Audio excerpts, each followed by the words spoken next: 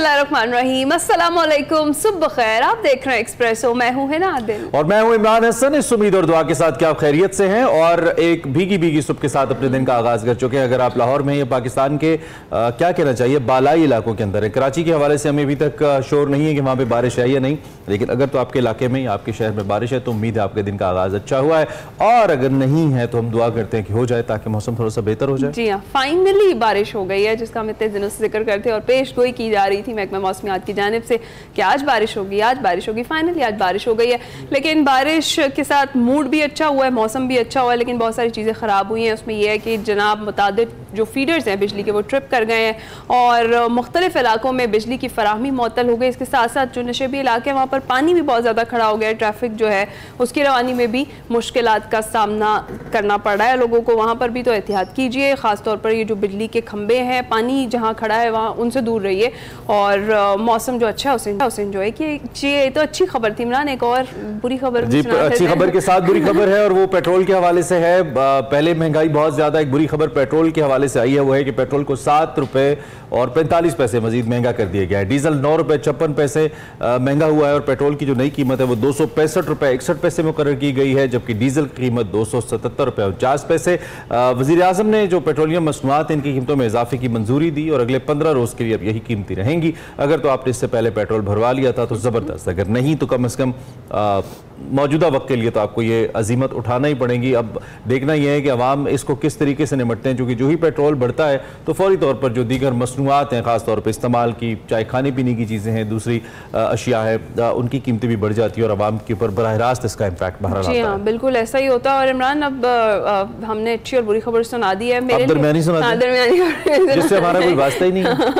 Cricket की खबर सुना देते हैं जनाब। T20 वर्ल्ड कप वही हुआ जो हम सोच रहे थे, लेकिन हमारी जो उम्मीदें थी वो ये थी कि south Virat Kohli is doing, बाकी सब कुछ भूल जाए। हाँ, जबरदस्त जीत का जश्न मनाया, इसी तरह से ही मनाएंगे वो। और जिस तरह से हम देख रहे थे इमरान, कोहली के बारे में मैंने आपसे कहा था कि वो बैड लक था और उन्होंने वो बैड लक उनकी हमेशा बड़े प्लेयर के बारे में कहा जाता है कि वो बड़े मैच का प्लेयर होता है और बड़े मैच में परफॉर्म करता है।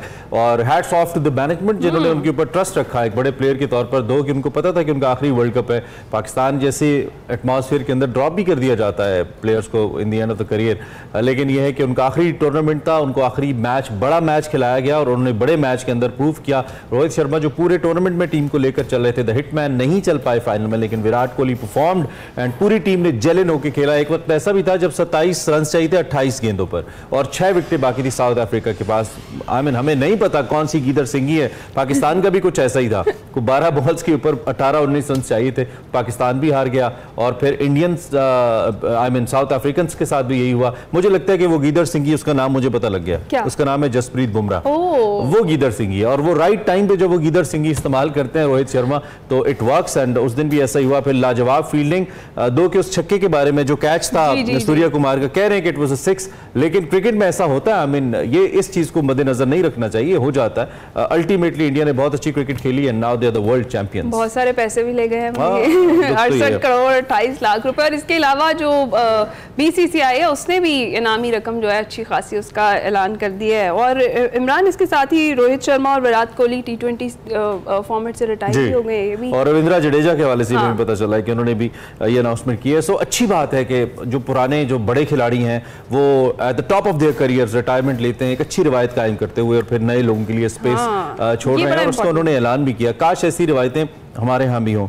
और ये जश्न के कुछ मनाजिर हैं जो इंडियंस ने मनाया, आई थिंक वेल डिजर्व जश्न, क्योंकि ये कोई इत्तफाकी कामयाबी नहीं थी। उन्होंने जो 50 ओवर्स का टूर्नामेंट था, वर्ल्ड कप था, उसमें वो फाइनल तक पहुंचे और इसके अंदर वो फाइनल जीते। सो आई थिंक उनकी टीम नंबर 1 है इस वक्त दुनिया के अंदर, इसमें बिल्कुल ऐसा ही है। और वाहिद टीम अब मेरे ख्याल से ये भी रिकॉर्ड बन गया है जो कोई भी मैच नहीं हारी है टूर्नामेंट में। बहुत मेहनत उन्होंने की थी, नजर आ रही थी। और साउथ अफ्रीका का रिकॉर्ड भी बरकरार है चौक करने का, चौक कर गए, चौकर्स ने चौक किया। तो खैर, ये तो जनाब T20 वर्ल्ड कप के हवाले से खबरें थी। आज की जो हमारी बड़ी खबर है शामिल करते हैं।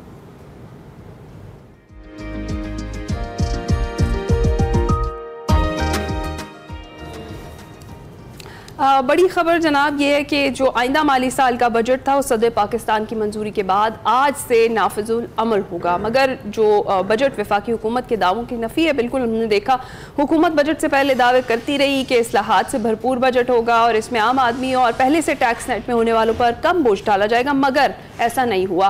तनख्वाहदार तबके पर मजीद बोझ डाल दिया गया और तनख्वाहदार तबके पर 75 अरब रुपए का टैक्स बोझ डाला गया है। और जुम्मे को असम्बली में बजट में मजीद तरमीम की और 8,30,000 रुपए माहाना की आमदन पर 10% मजीद सरचार्ज अब लगा दिया गया है। तनख्वाहदार तबके पर जो मजीद टैक्सेस लगाए जा रहे हैं, यूँ लगता है कि सरकारी मुलाजमीन की तनख्वाहों में किए गए इजाफे की रकम निजी मुलाजमीन से ही वसूल करना है। हुकूमत ने बैरून मुल्क सफ़र करने वाले टिकट पर भी टैक्स लगाया है। गुज़िश्ता रोज़ वज़ीर ख़जाना ने प्रेस कॉन्फ्रेंस करते हुए कहा कि हुकूमती इक़दाम की वजह से महंगाई की शरह 38 से कम होकर 12% पर आई है। ज़र मुबादला के ज़खायर जो हैं वो 9 अरब डॉलर हैं और मुल्क में मुआशी इस्तेहकाम आ रहा है। बिल्कुल। और जो मैक्रो इकोनॉमिक स्टेबिलिटी है, इनफैक्ट माइक्रो इकोनॉमिक स्टेबिलिटी है, इस वक्त सबसे बड़ा चैलेंज है। उन्होंने कहा मैक्रो लेवल पे तो कुछ आशारिये बेहतर हो रहे हैं।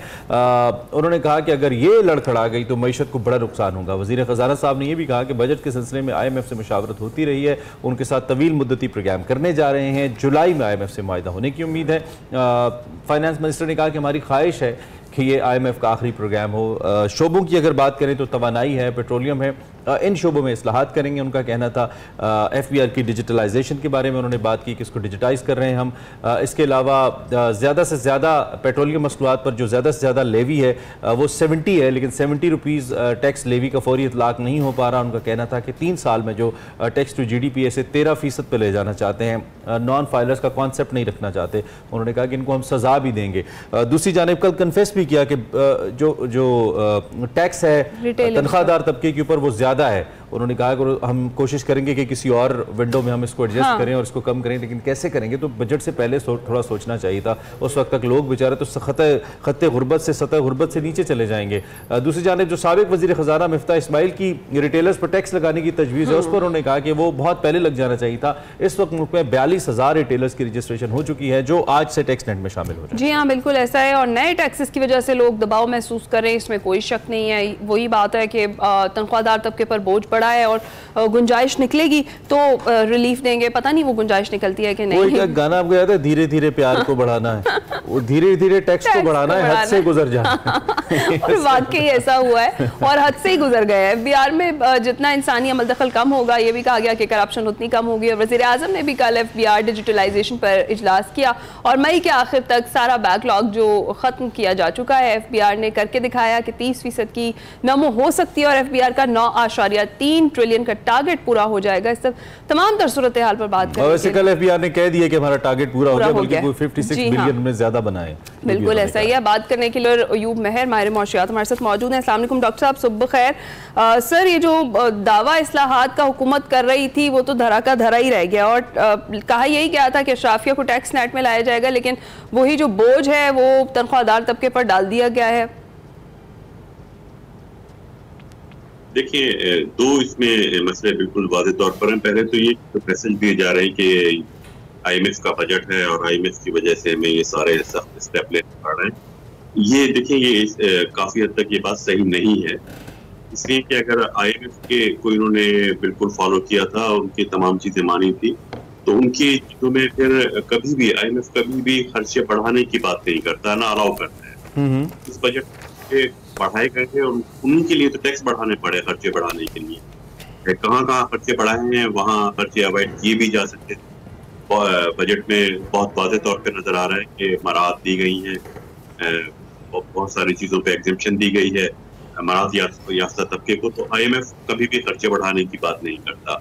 दूसरा, IMF ने कैटेगोरिकली कहा था कि आप इनडायरेक्ट टैक्सेस नहीं बढ़ाएंगे क्योंकि पाकिस्तान की जो पॉलिटिकल स्टेबिलिटी है उसको खतरा है महंगाई से, अब फ्यूचर में इन्फ्लेशन से, तो आप इनडायरेक्ट टैक्सेस नहीं बढ़ाएंगे, लेकिन इस बजट में इनडायरेक्ट टैक्सेस ही बढ़ाए गए हैं। तीसरा, IMF ने फिर एग्रीकल्चर टैक्स का भी कहा था, शराइत में था कि उस तरफ जाएंगे आप, जिन सेक्टर पर टैक्स नहीं है उनको टैक्स नेट में लाएंगे। उनको नहीं लाया गया, एग्जेम्पशन दी गई है। IMF कभी भी एग्जेम्पशन को अलाउ नहीं करता। तो ये कहना इसकी वजह से हुआ नहीं, इसमें पॉलिसी मेकर ज्यादा रिस्पॉन्सिबल है। उन्होंने टारगेट के लिए IMF का टारगेट करने के लिए जो ऑलरेडी जिन तबकात का टैक्स था उन्हीं का टैक्स बढ़ाया। तो इसका मतलब यह है कि जो बेसिक रिस्ट्रक्चरिंग है फिर वो तो हम नहीं कर पाएंगे इकोनॉमी की, अगर हमने ये चीज़ें नहीं की। और बात आप दुरुस्त करें कि हमने नहीं की। और दूसरी बात ये कि फिर क्या सिर्फ एक स्केप गोट बना रही है हुकूमत IMF को, IMF का नाम लेके? असल में हुकूमत के अपने बनाया हुआ ये बजट है, अपने खर्चे हैं, जारी बात है, जो नजर आ रहा है। जाहिर है अपने रिस्ट्रक्चरिंग एक्सपेक्ट की जा रही थी, लेकिन इसमें कोई किसी किस्म की कोई रिस्ट्रक्चरिंग नजर नहीं आई। और पॉलिटिकल एनालिसिस का देखिए, खुद अभी फाइनेंस मिनिस्टर साहब ने जब ये एडमिट किया कि 2 साल पहले जब इफ्ता इस्माइल साहब ने रिटेल पर टैक्स लगाया था तो लग जाना चाहिए था। जी बिल्कुल वो लगाया था, लेकिन उसको फिर विड्रॉ करना पड़ा था। और विड्रॉ क्यों करना पड़ा था? वो उनके ऊपर भी ऊपर से प्रेशर आया था, पॉलिटिकल प्रेशर। वही लगता है पॉलिटिकल प्रेशर यहाँ भी काम दिखा गए हैं। और इसमें इस बजट में अगर देखा जाए तो इसमें 2-3 चीजें बहुत हट करके नजर आ रही हैं जो कि जिनके एडवर्स इफेक्ट होगा। एक तो ये कि अभी आप भी बात कर रहे थे पेट्रोलियम की प्राइस जो कल बढ़ाई गई है और आइंदा बढ़ाई जाएंगी। 70 रुपीज की लीवी का इंडिकेशन दे दिया गया है। इसका मतलब है मजीद बढ़ाई जाएंगी, किस्तों में बढ़ाना है। वो अभी 7.5 रुपए है, मजीद बढ़ाना है।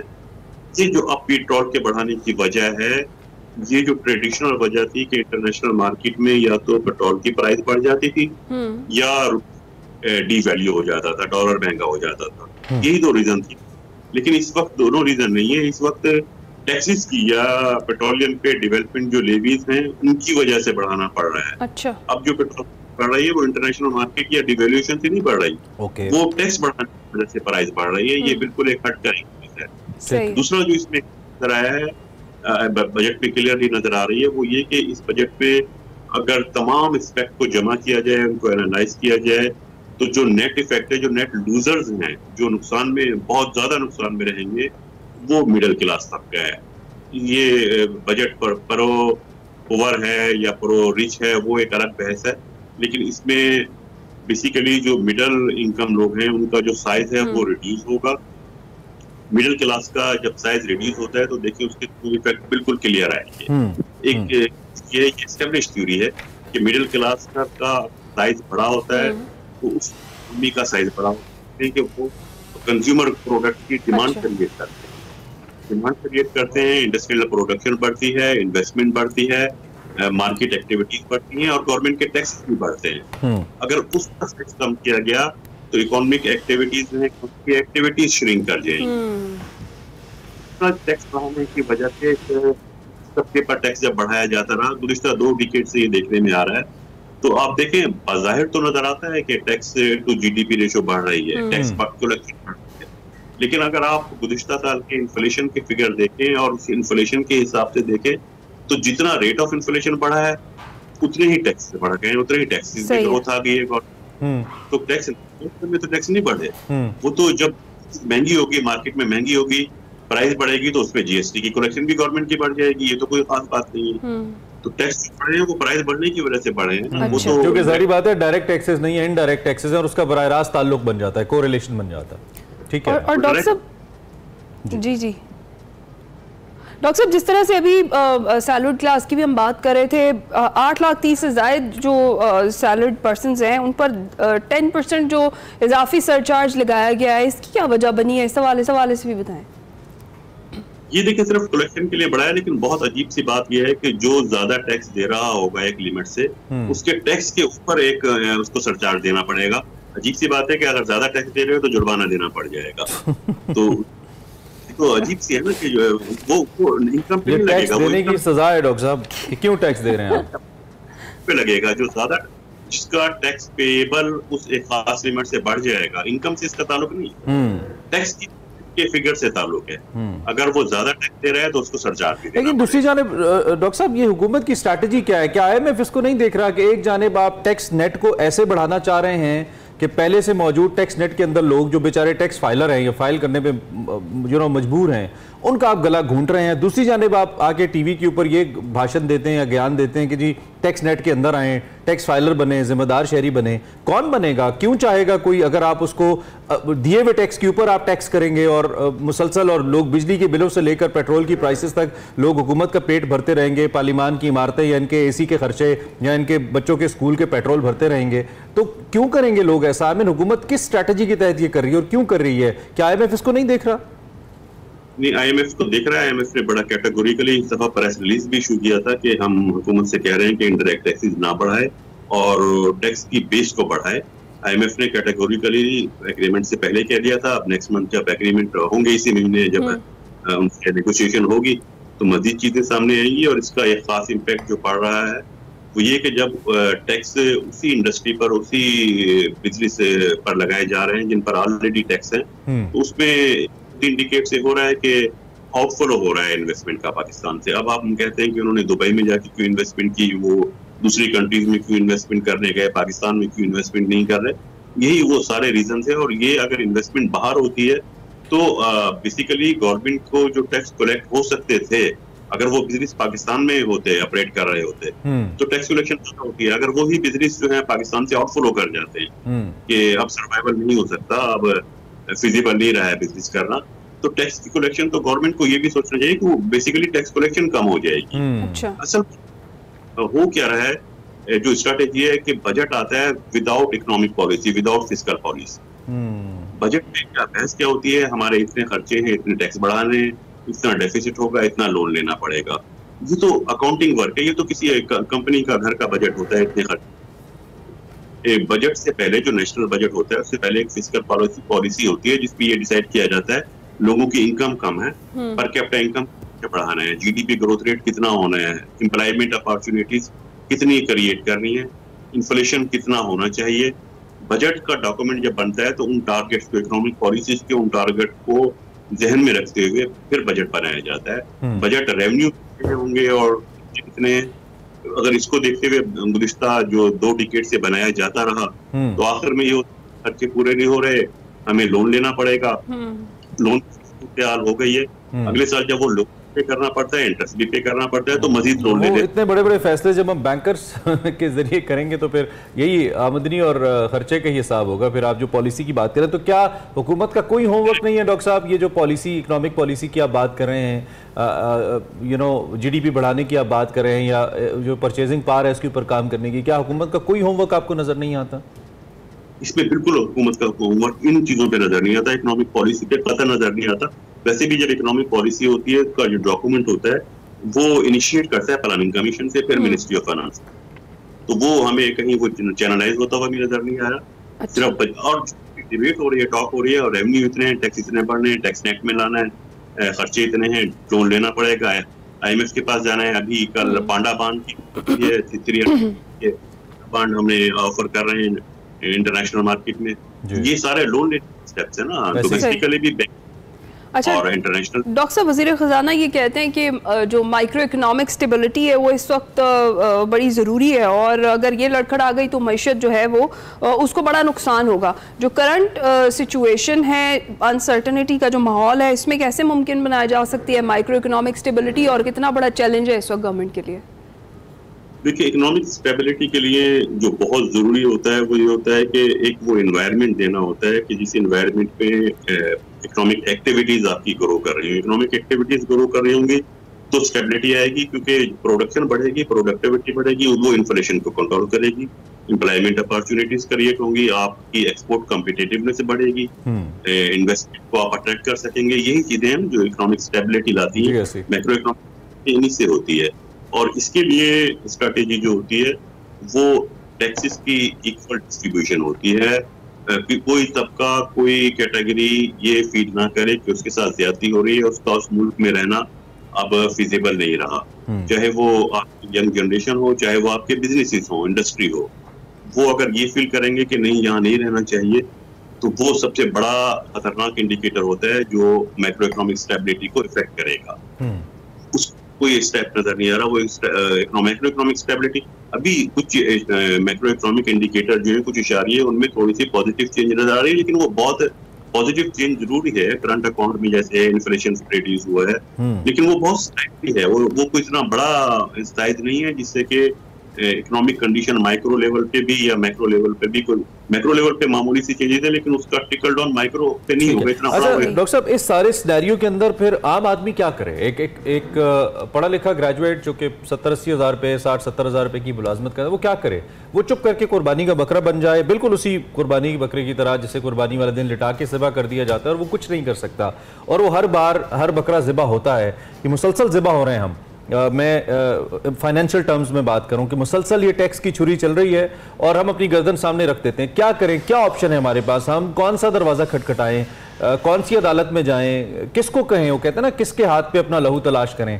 क्या करे एक आम आदमी? उसके पास क्या सोल्यूशन है मां सिवाय इसके कि उस हुकूमत जिसकी अपनी क्रेडिबिलिटी भी चैलेंज्ड है, जिसको ये कहा जा रहा है कि पता नहीं ये लेजिटिमेट गवर्नमेंट भी है या नहीं, जिसके अपने कोर्ट में केसेस चल रहे हैं अभी सीटों के हवाले से, वो हमारी किस्मत के फैसले कर रही है। नॉन इलेक्टेड ऑफिशियल्स आके हमारी सबसे प्राइम फाइनेंशियल सीट्स के ऊपर बैठ के हमारे फैसले कर रहे हैं और हम उन फैसलों को मानने पर मजबूर हैं। क्या करें पाकिस्तानी? कुर्बानी के बकरे बने रहें या कोई सोल्यूशन है हमारे पास? देखिए, इस वक्त जो आम लोगों की सोच है, अगर वो सैलरीड पर्सन है, वो एजुकेटेड अनएम्प्लॉय है या सैलरीड पर्सन है या इवन बिजनेसमैन है, के पास जॉब वो जो मटेरियलाइज करना चाहते हैं, जिसको एग्जीक्यूट करना चाहते हैं जिस ऑप्शन को, उनको सिर्फ यही ऑप्शन नजर आ रहा है कि वो किसी तरह पाकिस्तान से फ्लाई कर जाए। वो सैलरीड पर्सन हो, अनएम्प्लॉयड एजुकेटेड लोग हो या स्किल्ड पर्सन हो या इवन बिजनेस वाले हो जो इन्वेस्टर है, इवन इन्वेस्टर, तो वो जब ये सोच रहे हैं कि अप्लाई कर जाए तो वो तो इकोनॉमी के लिए फिर बहुत बड़ा आने वाले दिनों में चैलेंज बन जाएगा। उसको ही तो एड्रेस करना था बजट में। अब ये है कि वो कहाँ जाएं, तो इसमें बेसिकली जो स्टक हो गए हैं, देखिए तीनों बड़ी पॉलिटिकल पार्टीज जो हैं वो 1 by 1 ट्राई की जा चुकी हैं और तीनों में मसला किसी में सॉल्व नहीं हुआ, तमाम पॉलिटिकल पार्टी का है। और इस वक्त लगता यह है कि लोगों के इस पर बात करने पर मजबूर हैं कि बेसिकली कोई पार्टी जो है वो इंटरेस्टेड नहीं है इकोनॉमी को या लोगों के हालात को सही। जी ठीक बात है, सही। क्योंकि वो कंसेंसस है इस पर और वो कंसेंसस के जरिए बजट पास हो गया है। बजट जो है वो फाइनेंस एक्ट में बन चुका है, कंसेंसस सबका है, तो इसमें कोई पॉलिटिकल सोल्यूशन कोई नजर नहीं आ रहा। ठीक है। आप डॉक्टर साहब कह रहे थे यहाँ से फ्लाई कर जाने के लिए लोग सोच रहे हैं, उन्होंने वो रास्ता भी जो है ना उसमें भी मुश्किलात खड़ी कर दी है, टिकट्स पर भी टैक्स लगा दिया बहुत ज्यादा। वो भी रास्ता अब जरा पासपोर्ट में जब्त करना। हाँ, ये भी हो सकता है, बिल्कुल जो सिचुएशन चल रही है। अच्छा, ये जो दावा किया गया है कि जो नॉन फाइलर्स की इख्तरा है इसको बिल्कुल खत्म कर दिया जाएगा, जो करंट जो स्टेप्स हैं हुकूमत के, जो इकदाम है, उससे लगता है कि मुमकिन होगा? नॉन फाइलर्स वैसे खत्म हो जानी चाहिए। दुनिया में टैक्स पेयर्स की इस्तेलाह होती है, ये टैक्स पेयर है, ये टैक्स पेयर नहीं।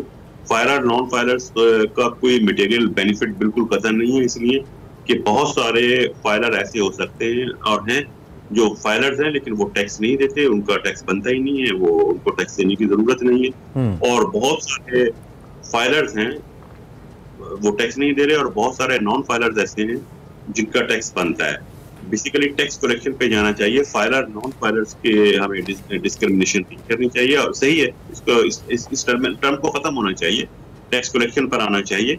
लेकिन इसमें मसला ये है कि वो लोग टैक्स देते हैं लेकिन फाइलर नहीं बन रहे, उसके रीजन भी तो आइडेंटिफाई करने होंगे ना। अभी ये कह रहे हैं कि जितना ह्यूमन इंटरैक्शन कम होगा उतने करप्शन के चांसेस कम होंगे, ठीक है वो कम होंगे। लेकिन अभी खासतौर पर रिटेलर का मसला क्या है? रिटेलर का मसला ये है कि अगर रिटेलर टैक्स देना भी चाहे तो वो टाइम कंज्यूम नहीं करना चाहता, वो नहीं चाहता कि वो किसी लीगल एक्सपर्ट के जरिए अपना टैक्स फाइल करे, कोई टैक्स एक्सपर्ट उसके लिए ढूंढे या उसको खुद इनकम टैक्स ऑफिस के चक्कर लगाने पड़े और वहां उसको परेशान होना पड़े, तंग होना पड़े।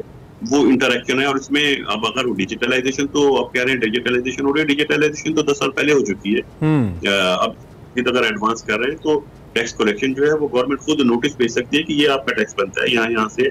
उसमें फाइलर नॉन फाइलर की जरूरत है। टैक्स तो अब 80% से ज्यादा टैक्स तो ऐसे हैं जो डायरेक्टली कलेक्ट हो जाते हैं। इनडायरेक्ट टैक्सेस तो सारे खुद ही कलेक्ट होते हैं ऑटोमेटिक, जो डायरेक्ट टैक्स। ठीक है डॉक्टर साहब, हम बेसिकली इसका हम खुलासा ये लें कि इंटेंट का प्रॉब्लम है, इंटेंट नहीं है मसाइल हल करने की जानिब। आपने बड़ा बखूबी तीनों पॉलिटिकल पार्टीज, बड़ी तहरीक इंसाफ, नून लीग और पीपल्स पार्टी का जिक्र किया। इन सबको आजमाया जा चुका है, बल्कि इनके अलावा भी कुछ तजर्बे किए जा चुके हैं। तो मसला सिर्फ ये है कि लोग पड़ी हुई खजाने के अंदर दौलत को लगाना तो चाहते हैं बाहर आके जलसों की तकरीरों में, लेकिन नई दौलत बनानी कैसे है, मुल्क में पैसा जनरेट कैसे करना है, अपॉर्चुनिटीज़ कैसे लेके आनी है एम्प्लॉयमेंट की, ये ना उनको पता है, और अगर पता है तो ना उसको इंप्लीमेंट करना चाहते हैं, क्योंकि उसके साथ उनके पॉलिटिकल इंटरेस्ट वाबस्ता है। ठीक है डॉक्टर साहब, थैंक यू वेरी मच, आप हमारे साथ मौजूद रहे और आपने इस अहम मौजू पर हमारे साथ बात की। हम मुआशी सूरत हाल को डिस्कस कर रहे थे, एक मिडिल क्लास तबके के लिए, सैलरीड तबके के लिए हालात हुकूमत मुश्किल से मुश्किल तर कर रही है, आने वाले हालात में इसका सोल्यूशन क्या है, फिर वक्त इसकी कोई उम्मीद नजर नहीं। बिल्कुल, एक्सप्रेसो में वक्त हुआ एक ब्रेक का।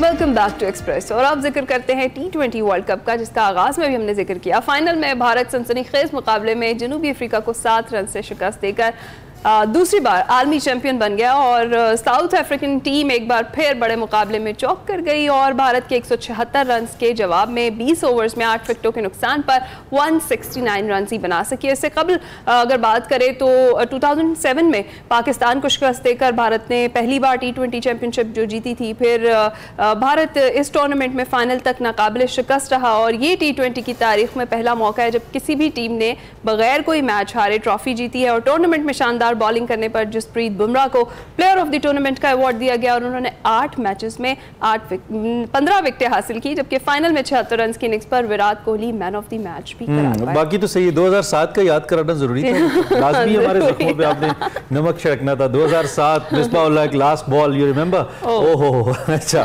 और ये होता रहा। खैर, बड़ा नेल बाइटिंग किस्म का मैच था। साउथ अफ्रीकन टीम अपनी, मुझे लगता है वो वाकई चौक कर गए इन दी एंड। शुरू में बहुत अच्छे खेले, क्लासन की जो इनिंग थी उसने मैच का नक्शा बदल के रख दिया। वो एक ओवर में जो आजिर के ओवर में जो तकरीबन 24-25 रन बने, उससे लगता था कि अब मैच बहुत स्मूथ है और इंडियंस का बॉडी लैंग्वेज बहुत गिर गया था, आई मीन कंधे गिर गए थे उनके। बट उसके बाद भी the hitman Rohit Sharma stood firm और उन्होंने टीम को यकजा रखा, अपनी एफर्ट पूरी पुट की, राइट टाइम के ऊपर राइट बॉलिंग कॉम्बिनेशन को इस्तेमाल किया, अपनी गीदर सिंगी जसप्रीत बुमराह को इस्तेमाल किया और इस तरीके से वर्ल्ड कप अपने घर ले गए। हमारे साथ सैयद मोहम्मद अवैस हैं और इसके अवैस के साथ बाकी जितने तजियाकार हमारे साथ वर्ल्ड कप में रहे उनका इन एडवांस शुक्रिया अदा करते हैं। और अवैस का भी हमने कोशिश की पूरे वर्ल्ड कप में आपके साथ रहें और आपको आगाह करते रहें। Awais, thank you very much for joining. This is going to be our last analysis on world cup T20। कैसे आप? ठीक ठाक हैं? बस अल्लाह का शुक्र। अस्सलाम वालेकुम। How was the final? वालेकुम सलाम। How was the final? कैसा लगा आपको फाइनल मैच? क्या एक्सपेक्टेड फाइनल मैच था कि ऐसा ही होगा, या आपके ख्याल में साउथ अफ्रीका ज्यादा अच्छा खेल गया या ज्यादा बुरा खेल गया? क्या टेक है आपका? पूरे एक महीने के शोबे में एक ही बात करता रहा हूँ कि सदके के बकरे लेके जाए, साउथ अफ्रीका चौकस ना लग जाए कहीं।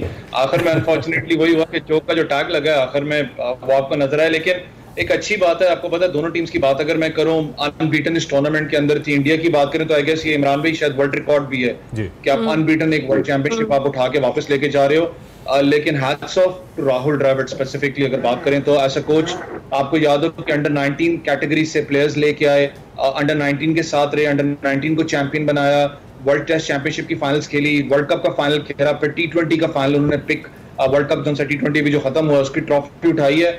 इस हैट्स ऑफ के साथ उन्होंने अपना खैराबाद की है इंडियन टीम को और यही एक जज्बा होता है जिस तरीके से वो लेके आए। मैं हमेशा इस बात में जोर भी देता हुआ कि यार अंडर 19 आपका प्रोडक्ट है, उसके ऊपर आपको फोकस करना चाहिए और आप उसको कैरी ऑन भी करें। इस वक्त अगर इंडियन टीम की आप बात करें, चाहे इंडिया की जो सेकंड टीम बैठी हुई है इस वक्त बैकअप प्लेयर्स की बात करूं तो उसमें 70 to 60% आपके प्लेयर्स अंडर 19 कैटेगरी के जो अंडर 19 से कैरी ऑन कर रहे हैं और राहुल द्रविड़ का इसमें बहुत बड़ा रोल है।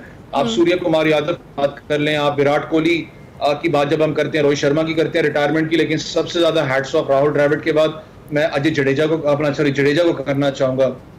जडेजा हमेशा प्लेयर है, उसकी देखी होगी बात, एक फाइटर जाके जब भी स्कोर की जरूरत पड़ी इंडिया को, चाहे बॉलिंग के अंदर बात पड़ी है की बात करें, उसने हमेशा परफॉर्म करके आपको दिए। लेकिन अनफॉर्चुनेट है कि वो ज्यादा नाम नहीं बनाता, बड़ा एक मुश्किलात से वो उसकी जिंदगी गुजरी है। मैं उस दिन पढ़ भी रहा था कि बड़े अपना गरीब घराने से उसका ताल्लुक है, लेकिन हैट्स ऑफ है कि उसने भी बड़ी back to back performances Indian team के अंदर दिखाई। इतना स्ट्रॉन्ग स्क्वाड होने के बावजूद अपनी कंसिस्टेंसी उसने बरकरार रखी है। हैट्स ऑफ है पूरी इंडियन टीम को जिस तरीके से परफॉर्म करती है टूर्नामेंट में। सही है। तो वैसे शाहिद आफरीदी जो है वो कहते हैं इस मौके पर कि जो बॉडी लैंग्वेज कप्तान की होती है वही फिर पूरी टीम की हो जाती है। तो क्या जो क्रेडिट है ज़्यादा हम इंडियन टीम के कैप्टन को ही दें, और जिस तरीके की यूनिटी हमने पूरे टूर्नामेंट में देखी, जिस तरीके से वो टीम को लेकर चले, उस पर क्या कहेंगे? देखिए, मैं हमेशा इस चीज़ पे मेरा भी मानना है कि जब आपकी कप्तान की अगर बॉडी लैंग्वेज आपकी कप्तान की जो बॉडी लैंग्वेज, आपकी 24-25 करोड़ आवाम की बॉडी लैंग्वेज है, जहां उसकी बॉडी लैंग्वेज डाउन होती थी, हमारी खुद बॉडी लैंग्वेज डाउन हो जाती थी कि भाई नहीं अब नहीं होगा। बड़ा इंपॉर्टेंट होता है कि कप्तान अपनी बॉडी लैंग्वेज को बरकरार रखे। और सबसे एक अच्छी चीज है आपको विराट कोहली की अगर आप बात करो ना, लाइटर नोट की बात करो कि अगर शायद वो पाकिस्तान टीम में होते जो परफॉर्मेंसेस उनकी इस वर्ल्ड कप के अंदर रही है, तो अभी तक हम शायद उनको इतना तनकीद का निशाना बना चुके होते कि मेंटल टॉर्चर के अंदर चला जाता। लेकिन एक बड़ा प्लेयर हमेशा बड़े मैच के अंदर परफॉर्म करता है। अगर वो पाकिस्तान में होते तो कजाफी स्टेडियम के आसपास माइकल जैक्सन के गाने लगा के अपनी रील्स बना रहे होते, वर्ल्ड कप हार टिकटॉक बन रही होती इस वक्त।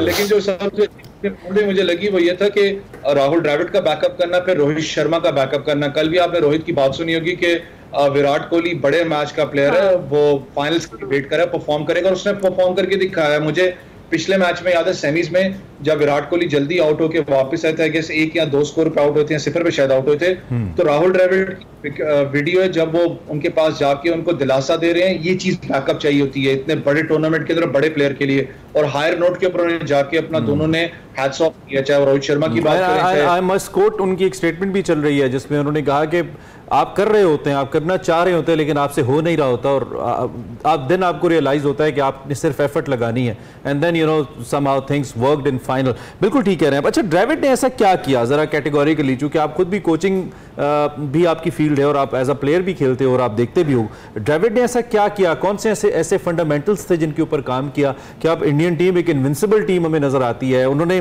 बॉलिंग जो कहीं एग्जिस्ट ही नहीं करती थी इंडिया की, उन्होंने ऐसे स्टार बॉलर्स बना दिए हैं। जसप्रीत बुमराह तो ऐसे लगता है कि इज नॉट प्लेएबल, ऐसा तब सभी बैटर्स के लिए, जिसके खिलाफ जाता है जबरदस्त परफॉर्म करता है। इसी तरह बाकी प्लेयर्स भी बहुत अच्छा खेल रहे हैं। ऐसा क्या किया द्रविड़ ने जिससे ये रिजल्ट्स आए? राहुल द्रविड़ ने सबसे अच्छी चीज जो इंप्लीमेंट की थी ना, वो थी अंडर 19 का स्ट्रक्चर। आपको राहुल द्रविड़ की मैंने कहा ना बात करूं, चाहे वो अंडर 19 वर्ल्ड कप की बात करें, राहुल द्रविड़ ने वो भी उठाया। ये वही लड़के हैं जो लॉट अंडर 19 से कैरी होके नेशनल टीम तक आई है। मसला कहां पर आता है कि अगर मैं अपने उसकी अंडर 19 को कंपेयर करूं, उनकी अंडर 19 के साथ कंपेयर करूं, उनके साल के अंदर कितने टूर अंडर 19 के और इंडिया ए के, पाकिस्तान के अगर आप कंपेयर करें तो मुझे बताएंगे कितने टूर हैं आपके। हद मारो 1 टूर आपको नजर आते हैं, 2 टूर आपको नजर आते हैं, उससे ज्यादा आपको नजर नहीं आते। 2 तो बहुत दूर की बात है, सिर्फ टूर आपको नजर आता है। फिर दूसरी चीज जो मुझे अच्छी लगी थी वो ये था कि उनके बैकअप प्लेयर्स की जब आप बात करते हैं, मैंने कहा ना कि डोमेस्टिक क्रिकेट बहुत तगड़ा उनका। रणजी ट्रॉफी 40-40 लड़का प्लेयर खेल ऊपर आ रहा होता है। आप विराट कोहली की आप एग्जांपल ले लेना कि विराट कोहली रिटायरमेंट ले रहा है, जब वर्ल्ड कप T20 जीता भी उसकी एज भी बाकी है, उसकी परफॉर्मेंस भी है, लेकिन वो शॉर्टर फॉर्मेट से रिटायरमेंट ले रहा है। That means he needs to focus on the longer format. वो लॉन्गर फॉर्मेट पे फोकस करना चाह रहा है। इंडिया बहुत ज्यादा टेस्ट मैचेस खेलता है, वनडे भी खेलता है, लेकिन टेस्ट ज्यादा खेलता है। ये चीज है, आपको बैकअप जो अंडर 19 से निकालना पड़ता है। हमारा एक मसला क्या है कि अगर मैं प्लेयर्स की बात करूं, खास करके हमारे जो स्टार्स की बात करूं, लेजेंड्स की, सब रिस्पेक्टेबल है, लेकिन हमारे लड़के पाकिस्तान अंडर 19 के साथ नहीं काम करना चाहते। हमारे लड़के ये कहते हैं कि हमने अंडर 19 के साथ काम नहीं करना, हमने काम करना है जाके पाकिस्तान टीम से, क्योंकि उसमें पब्लिसिटी भी ज्यादा है, उसमें फाइनेंसेस भी ज्यादा है, बाकी सारे मसले हैं। अंडर 19 की अगर मैं बात करूं तो ना पब्लिसिटी इतनी ज्यादा है, ठीक है। और मेन मसला ये कि डोमेस्टिक स्ट्रक्चर हमारा जब तक ठीक नहीं होगा, टैलेंट की ओब्वियसली कोई कमी नहीं है हमारे पास, उनसे बहुत अच्छे बैटर्स, बहुत अच्छे बॉलर्स मौजूद है। बैटर्स तो खैर शायद मैं कह सकूं, बॉलर्स तो डेफिनेटली उनसे बहुत अच्छे। विराट, रोहित शर्मा, रविंद्र जडेजा, इतने बड़े 3 नाम, top of the line players और दुनिया क्रिकेट के ऊपर राज करने वाले, तीनों एक बहुत बड़ा वैक्यूम दे रहे हैं। क्या इंडियन टीम इस वैक्यूम को बेयर करने के लिए तैयार है, या फिर आपको लगता है कि नहीं, थोड़ा स्ट्रगल करेगी अगर इतने बड़े 3 प्लेयर्स T20 में नहीं होंगे तो? जो उनका एक स्ट्रक्चर है इमरान भाई, फिर वही बात आ जाती है। रणजी ट्रॉफी की बात करूं, चाहे आईपीएल की बात करूं, ठीक है आईपीएल के अंदर रोड विकेट्स थी, डायरेक्ट स्कोर भी होता रहा, चेज भी होता रहा, लेकिन उनका स्ट्रक्चर बड़ा तगड़ा है इस वक्त। आप बैकअप प्लेयर्स की बात करें ना, देखें अगर आप बॉलिंग यूनिट में निकालें तो सिराज टूर्नामेंट नहीं खेला, सिराज मैचेस नहीं ज्यादा खेला। आपने देखा होगा कि one of the prime fast bowler जो वर्ल्ड कप के अंदर पिछले में आपको याद है अनप्लेएबल था, इस तरीके से उसने बॉलिंग करवाई, टूर्नामेंट नहीं खेला। बैट्समैन की अगर बात करें, डुबे को वो लेके साथ गए। डुबे जो इसलिए वो टीम के अंदर आए थे क्योंकि पीछे एक लड़का जिसको लेके आना था, सैमसन की बात करो, वो इंजर्ड था। उनके पास लड़के बैकअप प्लेयर्स बहुत तगड़े मौजूद हैं इस वक्त इंडियन टीम के अंदर। तो लेकिन जो एक वैक्यूम होता है एक सीनियर प्लेयर का, और खास करके वर्ल्ड क्लास प्लेयर की बात करूं, विराट कोहली की बात करूं, रोहित शर्मा की बात करूं, उसको फिलअप करना इतना आसान नहीं होता। अब मुश्किल होगा जरूर, लेकिन शॉर्टर फॉर्मेट है। शॉर्टर फॉर्मेट में ये फायदा होता है कि आपका प्लेयर आके 30-40 भी कर जाए तो एक डेंट होता है, वो टीम को पहुंचा जाता है। लेकिन जिस तरीके से रोहित शर्मा ने इस टीम को लीड किया, आपको याद हो आईपीएल के अंदर भी उनपे क्रिटिसिज्म हुआ था, उससे पहले वर्ल्ड कप के अंदर हुआ था कि यार कप्तानी नहीं है, बहुत ज्यादा प्लेयर्स को जो सा वो डांटते हैं अपना पूरी क्राउड के अंदर, उनका रवैया ठीक नहीं है प्लेयर्स के साथ। आपको याद है एक मामला उठा था इसके अंदर, उन्होंने पांड्या की कप्तानी के अंदर खेला, तब भी बहुत ज्यादा सवालात उनके ऊपर उठे थे, लेकिन वो हमेशा जो बड़ा कप्तान है, जैसे बॉलर एंड बैटर होता है, अपनी कप्तानी से जवाब देता है। उन्होंने कप्तानी से अपनी जवाब दिया, जिस तरीके से टूर्नामेंट जीता है और बैक टू बैक विंस ली। आसान मैचेस नहीं थे, सिवाय एक थी, बेशक हम क्रिटिसाइज करें इनको, पाकिस्तान का मैच मुश्किल था उनके लिए, जो हमने जल्दी आउट किया था, उन्होंने भी आउट किया था, लेकिन अब वो एक प्रेशर मैच था। बाकी एज सच को इनको प्रेशर मैच नहीं मिला इंडिया को। सही है।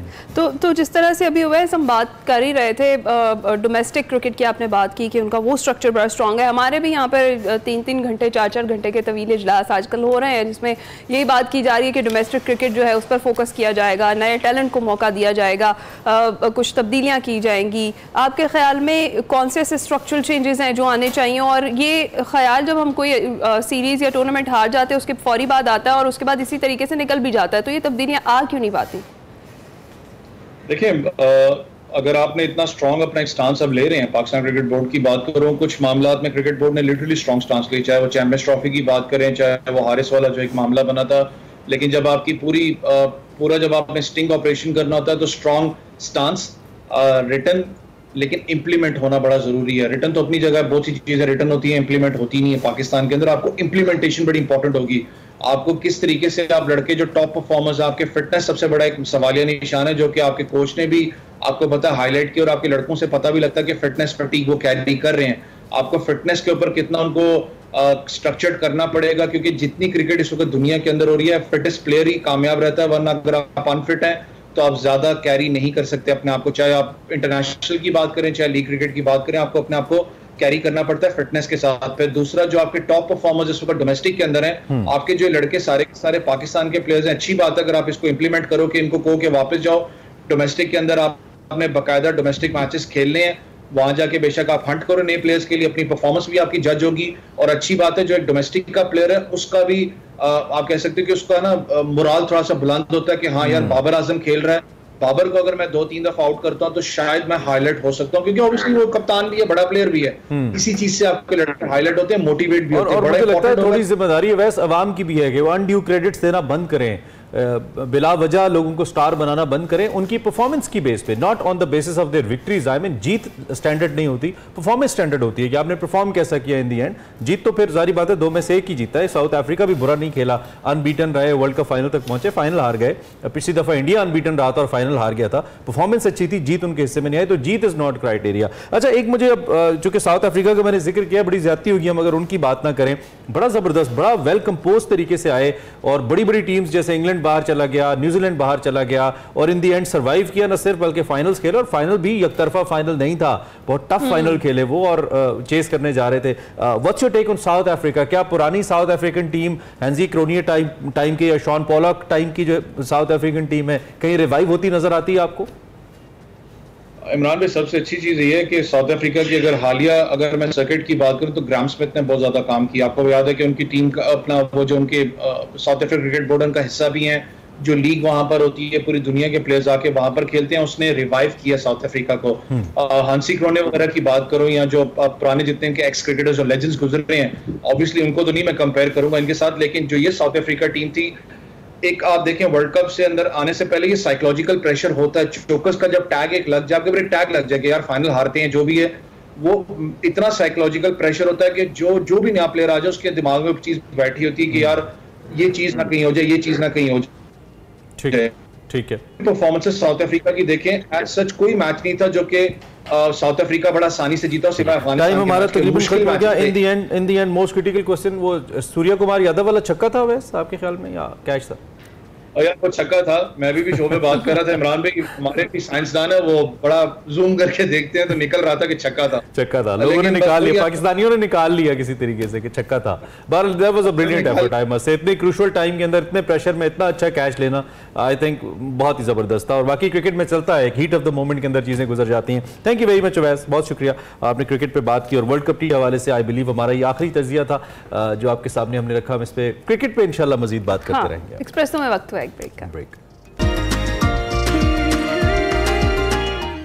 Welcome back. अब एक अहम मामला डिस्कस करते हैं, वो है रावलाकोट डिस्ट्रिक्ट जेल से 19 कैदियों के फरार का मामला, और जिसमें एक कैदी की हलाकत भी रिपोर्ट हुई है। इसने अब एक नया रुख इख्तियार किया है। जेल सिक्योरिटी के हवाले से महकमा दाखिला की जानिब से जो रजिस्ट्रार हैं अदालत आलिया के, उनको एक माह कब लिखा गया था, एक मकतूब मंजर आम पे आया है। फिल वक्त ताज़ा तरीन जो डेवलपमेंट है उसके हवाले से आपको बताएं कि जो IG इंस्पेक्टर जनरल जेल खाना जाते हैं उनको OSD बना दिया गया है, जो ताज़ा तरीन डेवलपमेंट है इसके हवाले से। और दीगर जो वहाँ पे पुलिस एहलकार मौजूद थे उनको भी शामिल तफ्तीश किया गया, उनको भी तफ्तीश का आगाज़ कर दिया गया। जो महकमा दाखिला है आज़ाद कश्मीर का, इसके स्पेशल सेक्रेटरी दाखिला इंस्पेक्टर जनरल जेल खाना जात ने 30 मई 2024 को जो रजिस्ट्रार्ड हैं हाई कोर्ट के, उनके नाम एक ख़त लिखा था, और इसमें जो डिस्ट्रिक्ट जेल रावलाकोट है इसको ख़तरनाक कैदियों की जेल से फरार होने के इम्कानात के पेश नज़र गैर महफूज करार दिया था। यानी कि ये एंटीसिपेटेड था, और जो सबसे ख़तरनाक कैदी इनमें एक फरार हुआ है उसको मीरपुर भी मुंतकिल रिपोर्टेडली किया जाना था। जो इंस्पेक्टर जनरल जेल खाना जात हैं स्पेशल सेक्रेटरी दाखिला की जानिब से लिखे गए इस मकतूब ने जो रावलाकोट जेल के गैर महफूज होने के हवाले से कहना चाहिए ना कि इस ढोल का पोल खोल दिया। और ये मामला क्या है, क्या वाकई एंटीसिपेटेड था और उसके बाद ये वाकया हुआ है और नेग्लिजेंस किसी और जानिब से है, इस सारी सूरत हाल पर हमने बात करनी है, और बड़ा ही खतरनाक ये वाकया है। बिल्कुल ऐसा है। आसिफ रजा मीर हमारे नुमाइंदे हमारे साथ मौजूद हैं। आसिफ अस्सलाम वालेकुम। जिस तरह से अभी हमने देखा कि ये एक अजीबो गरीब सा मामला है, और इसकी डिटेल्स क्या हैं और कितने खतरनाक कैदी थे इस जेल में और अभी तक की क्या पेशरफ्त है, इस हवाले से जरा बताइएगा। जी वालेकुम अस्सलाम, बहुत शुक्रिया। गुजारिश है कि कल तकरीबन 1:30 से 2 बजे के दरमियान लगभग ये वाकया पेश आया है। आज़ाद कश्मीर का 3 डिवीजन है और ये पुंछ डिवीजन का सदर मकाम है रावलाकोट। वहाँ की ये डिस्ट्रिक्ट जेल थी और इसमें 19 कैदी फरार हुए हैं और एक कैदी जो गार्ड है उनकी फायरिंग से जाँ बहक हो गया। ख़याम नाम था उसका, उसको हॉस्पिटल ले जा रहे थे, रास्ते में वो दम तोड़ गया। अब गुजारिश है कि इसमें जो भी काफी तफसील से बात आपने भी की है, मैं भी अपने नाज़रीन को ये बताना चाहता हूँ कि ये वाकया अचानक रूनुमा नहीं हुआ। इस जेल की हालत आपको पता है कि यहाँ से अर्ज कोई गुजरा है आजाद कश्मीर में। मुजफ्फराबाद में सेंट्रल जेल गिर गई थी, कैदी भाग गए थे, कई जाबाज भी हो गए थे, और इसी तरह रावलाकोट जेल भी मुतासर हुई है। और जिस जगह रावलाकोट जेल मौजूद है ये इंतहाई आप ये गुंजान इबाद इलाका है, मरकजी शराह पे इसका गेट खुलता है। और एक मकतूब तहरीर किया गया था स्पेशल सेक्रेटरी दाखिला की जानिब से हुकूमत को इंतबा की गई थी। सुपरिटेंडेंट जेल ने लिखा था कि इस जेल की हालत इंतहाई मखदूश है। और जो गाजी शहजाद है जिसके जो इदारों के मुताबिक जो इंफॉर्मेशन दी गई है, जिसकी तमाम तर प्लानिंग की, उसके साथ जो कैदी वहां से निकले, इनमें 3 जो है वो इंतहाई हाई प्रोफाइल जो है वो मुजरिम है इस जो सजा काट रहे थे। और इसके अलावा अक्सरियत जो है सजाए मौत के कैदी हैं या इक़दाम कत्ल के इस तरह के संगीन वाक़यात में मुलव्वस थे। तो ये पहले से लिखा गया था कि ये जेल कतई मौजू नहीं है, इसके हालात इंतहाई मखदूश हैं, सिक्योरिटी के वहाँ पे बहुत सारे मसाइल हैं, बैरूनी दीवार भी नहीं है। और इसमें तो जिनको मकतूब लिखा गया था ये उनकी तरफ से कोई रिस्पांस आया था इन रिटर्न? क्योंकि सरकारी तो सब कुछ खतों किताबत होती है ना, रिटर्न में होता है सब कुछ, तो क्या इसका जवाब दिया गया था? खत का क्या जवाब दिया गया था? कुछ ऐसी इंफॉर्मेशन है? जवाब तो कल आपने अमलन देख लिया होगा कैदियों के फरार की सूरत में। अगर जवाब दिया जाता बर वक्त इस चीज को सीरियसली लिया जाता, जो इंटेलिजेंस इंफॉर्मेशन थी कि ये कैदी यहाँ से फरार हो सकते हैं, ऐसा कोई मनसूबा जेरे गौर है, और इस मामले की अगर तवज्जो दी जाती तो शायद ये वाकया रूनुमा ना होता। क्योंकि उनका ये कहना था कि इन कैदियों को यहाँ से मीरपुर या मुजफ्फराबाद शिफ्ट किया जाए। मुजफ्फराबाद में उस तरह की जेल तो नहीं है, के बाद वहाँ भी जो है वो आप उसको मिसाली जेल नहीं कह सकते सिक्योरिटी के पॉइंट ऑफ व्यू से। मीरपुर उन्होंने कहा था कि इनको मुंतकिल किया जाए। वही खतों की ताबत होती रही, वही रवायती ताखीर होती रही, और फिर कल आपने देख लिया तो रजा बुनियादी वजह क्या बनी? आई मीन वाकया कैसे पेश आया, क्या बात हुई आपकी सिक्योरिटी ऑफिसर से? तो आ रहा है रात से, हम चूंकि कल दिन से स्टोरी पे काम कर रहे हैं, मेरी पुलिस से भी बात हुई है। कल का दिन जो है ना इतवार को ना तो कैदियों के साथ मुलाकात होती है और ना ही कैदियों को इस तरह बैरक से निकाल के मरकजी दरवाजे की तरफ लाया जाता है। ये बड़ी हैरान कुन बात है कि 20-22 हाई प्रोफाइल कैदी जो कत्ल, इक़दाम कत्ल, सजाए मौत के कैदी थे, और 3 जो है वो इंसदाद दहशतगर्दी जो एंटी टेररिस्ट जो आपका एक्ट उसके तहत को गिरफ्तार करके वहां भेजा गया था, वो मरकजी दरवाजे तक कैसे पहुंचे? और फिर कहा जा रहा है कि वो कोई शख्स बाहर से कोई लस्सी, मुबैना तौर पर कोई लस्सी लेकर आया या उसने आंखों में मिर्चें फेंकी। ये तो अलग बात है, लेकिन 20-22 कैदियों का मरकजी दरवाजे तक पहुंचना, जहाँ पे सिक्योरिटी एहलकार मौजूद है, गार्ड मौजूद है, कैसे पहुंचे और उन्होंने कैसे वहां से उससे हथियार छीने, दरवाजा खोला गया, ये बातें तहकीक तलब है। और इतनी पुलिस का ये कहना है कि जो कार्रवाई भी हुई है अंदर से हुई है, बाहर से कोई मदद हासिल नहीं थी, लेकिन ये मामला पूरी प्लानिंग के साथ और मुनज़्ज़म मनसूबाबंदी के साथ किया गया। ताहाल कोई कैदी अभी तक गिरफ्तार नहीं हो सका। तो इसके लिए किया क्या जा रहा है? छापे वगैरह मारे जा रहे हैं, कुछ सर्च ऑपरेशन वगैरह शुरू कर दिए गए आसिफ? जी बिल्कुल, कल से सर्च ऑपरेशन शुरू है और कल वहाँ पे बारिश भी थी, मौसम भी काफी खराब था। उसके बावजूद तमाम, चूंकि ये पहाड़ी इलाका है, पाकिस्तान की तरह मैदानी इलाका नहीं है, पहाड़ी इलाकों में आप समझते हैं कि सड़क के अलावा भी बहुत सारे रास्ते होते हैं, जंगल हैं, जहाँ पे जाके वो रुपोश हो सकते हैं। और ये कोई हादसा, में जैसे पहले हादसे अर्ज किया कि ये कोई आनंद फानंद ये अचानक नहीं हुआ। इदारों का ये कहना है जिनसे हमारी बात होगी, पूरी प्लानिंग के साथ हुआ है, तो अब उनकी गिरफ्तारी मुश्किल है, बड़ा चैलेंज है। कोई सीसीटीवी फुटेज नहीं मिली? कैमरास नहीं लगे हुए थे जेल की एंट्रेंस पे, एग्जिट? नहीं, कोई सीसीटीवी फुटेज नहीं है, बल्कि आप ये भी देखें कल एक सीसीटीवी फुटेज जो है वो एक किसी और इलाके की जो रावला कोर्ट की है ही नहीं है। वो हमारे पास चैनल भी माजूम के साथ चलाते रहे, बड़े बड़े जर्नलिस्ट उसको ट्वीट भी किया। हालांकि उसका रावला कोर्ट हमने जो इलाका दिखाया, कल एक्सप्रेस न्यूज ने इस हवाले से बड़ी जिम्मेदारी का मुजाहरा किया कि हमने जेल की बैरूनी दीवार, जेल का बैरूनी इलाका, सड़क दिखाई कि जो गली ये दिखाई जा रही है वो रावला कोर्ट में है ही नहीं है। यानी कि ये हमारी जिम्मेदारी का आलम है। ओके, इन द एंड आप ये कह रहे हैं कि कोई सीसीटीवी फुटेज थी नहीं, कैमरा ही नहीं था, तो फुटेज कहां से आती? हुकूमती सतह पे अब बिल्कुल 30 सेकंड में बता दीजिए क्या इकदाम लिए जा रहे हैं, क्या हाई अलर्ट है, क्या सूरत हाल है, जरा अपडेट कर दीजिए। जी बिल्कुल, आजाद कश्मीर में हाई अलर्ट है। इसके अलावा आजाद जम्मू कश्मीर हाई कोर्ट के चीफ जस्टिस को तहरीक की गई है कि इस मामले की जुडिशियल इंक्वायरी करवाई जाए। अब वही जुडिशियल इंक्वायरी होगी, कुछ लोग मुअत्तल होंगे, कुछ के खिलाफ कार्रवाई होगी, लेकिन मैं ये समझता हूँ कि अगर इस मामले की हसासियत को, इस मामले को सीरियसली लिया जाता, बरवक्त इक़दाम किए जाते, तो शायद कल वाक़या रोनुमा ना होता। बिल्कुल ठीक है, इस मामले की हसासियत को पहले ही देखा जाता और उस खत पर कुछ अमल दरामद हो जाता तो हालात ऐसे ना होते। बहुत शुक्रिया रज़ा मीर, आप हमें अपडेट कर रहे थे। बहुत इंपॉर्टेंट एक जो इशू इस वक्त चल रहा है, जो कैदी भाग गए हैं रावला कोर्ट जेल से, उस हवाले से इस पर हमने बात किया। वक्त तो एक ब्रेक का।